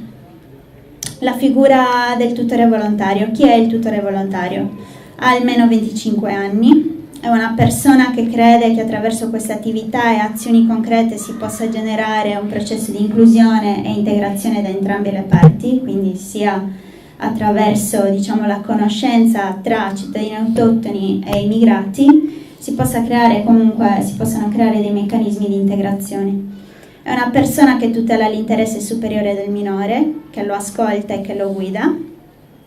È un rappresentante legale. Ci sarà una formazione e un monitoraggio successivo. È auspicabile una formazione attinente e la conoscenza delle lingue, ma non sono criteri vincolanti alla candidatura. Ci vuole ovviamente buon senso. E ricordo che per la strutturazione del fenomeno migratorio è prevista l'apertura di nuovi centri d'accoglienza, quindi io invito tutti, ma anche i giovani, perché l'immigrazione dà anche possibilità di lavoro. E questo non solo per essere, diciamo, diretta e concreta e un po' cinica, però l'immigrazione sta dando di fatto lavoro a tanti giovani, tra cui anche me. Per concludere, una mancata integrazione di futuri cittadini italiani non è un elemento da sottovalutare, poiché abbiamo avuto degli esempi in altri paesi europei di ciò che può accadere di una mancanza di integrazione. Quindi abbiamo avuto tanti episodi di terrorismo, diciamo, in casa, in Europa. Io vi invito a non sottovalutare davvero il fenomeno migratorio, perché questi ragazzi sono i futuri adulti della nostra isola. Di conseguenza una mancata integrazione potrebbe essere sicuramente potrebbe portare altre problematiche future. Quindi oltre ad alimentare ovviamente e dare potere alla criminalità, abbiamo il dovere di informare le persone e di installare nella nostra società dei meccanismi virtuosi in grado di sopperire alle mancanze presenti di valori e di conoscenze che purtroppo dilagano. La cittadinanza a chi di fatto è italiano e un'adeguata strutturazione dell'accoglienza, anche attraverso campagne di cittadinanza attiva, come quella del tutore volontario, penso siano fondamentali per sentirci fratelli e non estranei in un paese che consideriamo nostro e per lottare contro la paura largamente condivisa da certe parti politiche. Finisco con una citazione di Bauman. Le porte possono anche essere sbarrate, ma il problema non si risolverà, per quanto massicci possano essere i lucchetti. Lucchetti e catenacci non possono certo domare e indebolire le forze che causano le migrazioni. Possono contribuire a occultare i problemi alla vista e alla mente, ma non a farli scomparire. Grazie.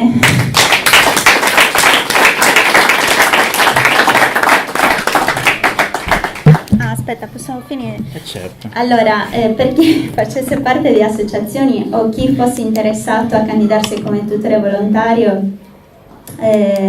io vi invito ad avvicinarvi in quel banchetto in cui adesso io andrò lì davanti. Ci sono delle locandine, se volete potete lasciarmi il vostro contatto e io vi invierò una mail con l'informativa e del materiale web, se volete condividere. Ci date un grande supporto. Ok, grazie. Roberto Mirassola. Con l'intervento di Roberto completiamo la questione dell'accoglienza intelligente, dell'accoglienza razionale. Io penso che una delle prime questioni che dovrebbe porre la sinistra su il governo dei fenomeni migratori sia abbandonare i buoni sentimenti e certa retorica di certo multiculturalismo e invece parlare di buonsenso, come appunto ricordava Paulette, e quindi di come davvero i fenomeni migratori possono portare anche delle opportunità, non solo nei confronti dei nuovi cittadini, ma anche degli stessi cittadini italiani. Tra l'altro questa questione è una questione che riguarda anche il neoliberismo, che sta mutando.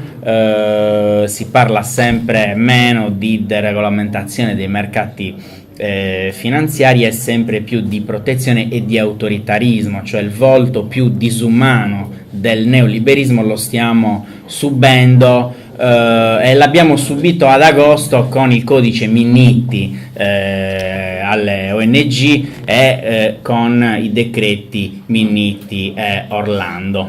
Prego Robby. Beh, allora tu parlavi di buonsenso, ma in questo paese il buonsenso temo che inizia a latitare. Mentre ascoltavo Paulette stavo facendo un raffronto tra quella che fu nel 2011 la campagna dell'Italia sono anch'io, di cui io feci parte, e mi ricordo che quando si andava in strada a cercare le firme e si parlava con la gente, quando tu gli spiegavi le contraddizioni di chi viveva, di chi era nato in Italia da migranti, allora le persone si rendevano conto di questa contraddizione e firmavano. Il raffronto lo faccio col 2017 perché ho dato una mano, non sono stato protagonista, ma ho dato una mano alla campagna Ero straniero. Bene, il clima è totalmente cambiato. Nessuno vuole sentire parlare di immigrazione e c'è il terrore e la paura. Bisogna dire quindi con chiarezza che noi non siamo più disponibili ad accogliere lo straniero e a viverci, quantomeno a viverci con lui insieme. Questo perché abbiamo dimenticato noi stessi che siamo stati dei migranti, siamo stati degli stranieri e continuiamo ad emigrare. Se è vero che per esempio in Sardegna dal 2006 al 2016 ben 27.000 sardi hanno lasciato l'isola. Questo per limitarci soltanto alla Sardegna. Però tutto questo preferiamo rimuoverlo, non ci interessa, non vogliamo occuparci di queste problematiche. È più semplice invece gridare al pericolo della sempre più imminente invasione, capace di stravolgere la nostra cultura e di rimettere addirittura in discussione la nostra identità, quando parliamo del problema dei musulmani, ad esempio. Bene, tutti questi problemi hanno fatto sì che noi non ci interessano più quindi vedere le difficoltà degli altri, anzi, in un contesto come quello odierno di disoccupazione abbiamo paura che lo straniero ci porti via il lavoro e, se vogliamo anche essere più precisi, lo straniero in questi momenti, secondo molti, gode dei privilegi che a noi vengono tolti. Pensate ai famosi 35 euro, che non sono veritieri, perché i 35 euro bisognerebbe fare una campagna di informazione, non vanno certamente ai migranti, ma vanno alle strutture che li accolgono. Tutta questa premessa l'ho fatta per dire che queste sono ormai le preoccupazioni delle persone, della gente, ma bisogna anche essere precisi e dire che queste preoccupazioni stanno facendo capolino anche nel nostro campo, a sinistra, perché questi discorsi iniziano a farli anche nel campo della sinistra. Ma la domanda che ci dobbiamo fare è: ma siamo di fronte veramente ad un'invasione? Abbiamo timore che ci invadano, che cambino la cultura e via dicendo? I dati parlano chiaro, non c'è nessuna invasione in campo. Nel 2016 il rapporto Migrantes parlava di 5 milioni di residenti stranieri in Italia, rapportato alla popolazione residente e cittadini italiani. Stiamo parlando di cifre alquanto irrisorie. Quindi non c'è nessuna invasione. Se andiamo ad affrontare il tema del lavoro, allora dobbiamo dire che in un momento di crisi economica le nostre paure vengono trasferite agli altri. Però allora dobbiamo imparare a distinguere i problemi, perché una cosa è parlare di flussi migratori, un'altra è parlare di crisi economica e di disoccupazione. perché le risposte da mettere in campo sono evidentemente diverse. Se noi vogliamo contrastare la disoccupazione e la crisi, dobbiamo mettere in campo delle politiche economiche adeguate, cioè maggiori investimenti, aumento dei salari. Sono le uniche risposte, Lorena la vedo perplessa, ma tra le altre cose, però siccome siamo in un contesto di politiche di liberismo, di austerità, la prima cosa che ti dicono è non puoi sforare la spesa pubblica, quindi gli investimenti non si fanno. Siccome devi speculare su chi dobbiamo speculare? Sui salari che li dobbiamo tenere bassi. Quindi la prima cosa che dovrebbe ripartire tra le altre cose, tra le tante, sono questi due strumenti. Tutto il contrario di quello che invece stiamo facendo. Se continuiamo ad andare avanti con le politiche di austerità, l'economia non riparte, ma non possiamo dire che la responsabilità e la colpa è dei migranti. Assolutamente no. Quindi è evidente che c'è una crisi sociale del paese, ma devono essere due strade separate. Si devono affrontare una cosa sono i migranti, una cosa è la lotta alla povertà, disoccupazione e via dicendo. Le risposte sono diverse. Anzi, se vogliamo dirla tutta, possiamo anche dire che i migranti possono creare occasioni di lavoro nelle comunità che li accolgono, perché ci sarà qualcuno che farà il catering, qualcuno che venderà frutta e verdura, qualche altro le sigarette. Dobbiamo dire con forza che però il fenomeno dell'accoglienza deve essere adeguatamente regolamentato. Innanzitutto sarebbe opportuno che le prefetture avessero delle liste delle associazioni che gestiscono il servizio. Faccio un esempio curioso per quanto riguarda il discorso del lavoro e della disoccupazione. Quest'estate un'operatrice culturale impiegata nell'ambito degli sbarchi ha chiesto come mai non veniva fatto il rinnovo del contratto. La risposta è stata che sono diminuiti gli sbarchi. Curioso, no? Alcune persone perdono il lavoro. Chiediamoci però perché sono diminuiti gli sbarchi. Quello che è successo quest'estate è molto grave. È grave perché? Tutti noi sappiamo che l'operazione Mare Nostrum vedeva impiegata anche la Marina Militare, gli consentiva di effettuare i salvataggi e quindi di salvare vite umane. Con l'operazione Triton tutto questo non può più avvenire. Sono rimaste in campo soltanto le ONG. Se rimangono in campo le ONG, va via la Marina Militare, è evidente che aumentano gli sbarchi, aumentano i morti e a questo punto il governo cosa pensa bene di fare? Pensa di far diventare prioritaria la diminuzione degli sbarchi e il ministro Minniti conduce una guerra ferocissima contro le ONG. Tutto questo però, va detto, è accaduto con il beneplacito del Movimento 5 Stelle perché accusava le ONG di essere dei taxi del mare che dava, voglio dire, una mano anche ai trafficanti. Poi non sto a citare Forza Italia, Salvini. Dunque siamo rimasti soltanto noi in campo per portare a noi, dico di sinistra. Marco prima mi citava in causa all'inizio del dibattito. Io sono segretario di Sinistra Italiana e quindi penso che sia doveroso affrontare il tema dell'immigrazione, anche se questo è impopolare, ma tutto questo va denunciato. Noi non possiamo voltarci dall'altra parte, noi non possiamo accettare che aumentino i morti, i soprusi e le torture in Libia, perché questo sta accadendo. Noi andiamo a fare gli accordi con i libici, però tanto il flusso migratorio non lo possiamo fermare, tant'è vero che aumentano gli sbarchi qui in Sardegna che provengono dall'Algeria, e tutto questo deve essere denunciato. Quali sono le proposte da mettere in campo? Devono essere rivisti gli accordi di Dublino 2. I migranti poi devono essere distribuiti in proporzione, certo Franco, non è soltanto questo, ma devono essere ripartiti equamente in proporzione negli stati europei. Queste sono le politiche che noi dobbiamo portare avanti. Infine ricordiamo due parole per quella che chiamo io la lunga estate della vergogna, perché le bombe le abbiamo messe anche qui noi in Sardegna, non dimentichiamocelo, abbiamo messo le bombe dove c'erano le strutture che volevano accogliere i migranti. Allora dobbiamo chiederci come mai tutto questo accade a casa nostra. Bisogna dire che mancano le strutture perché noi abbiamo pensato che il problema per tanti anni non ci riguardasse ed è per questo che mancano le strutture. Però deve finire anche questa scaricabarile che abbiamo tra regione, prefetture e comuni. Ad esempio, È evidente che gli SPRAR non possono risolvere da soli il problema, però è anche vero che i sindaci mica si prodigano a portare avanti dei progetti per portare per durare l'accoglienza, la prima accoglienza. Infine i fatti di Roma, parlo di Piazza Indipendenza. Non è accettabile che vengano usati i manganelli nei confronti di disperati, tra l'altro a cui hanno riconosciuto anche lo status di rifugiato politico. Molti di noi in questa sala, e visto ci conosciamo un po' tutti, hanno fatto la battaglia del 4 dicembre.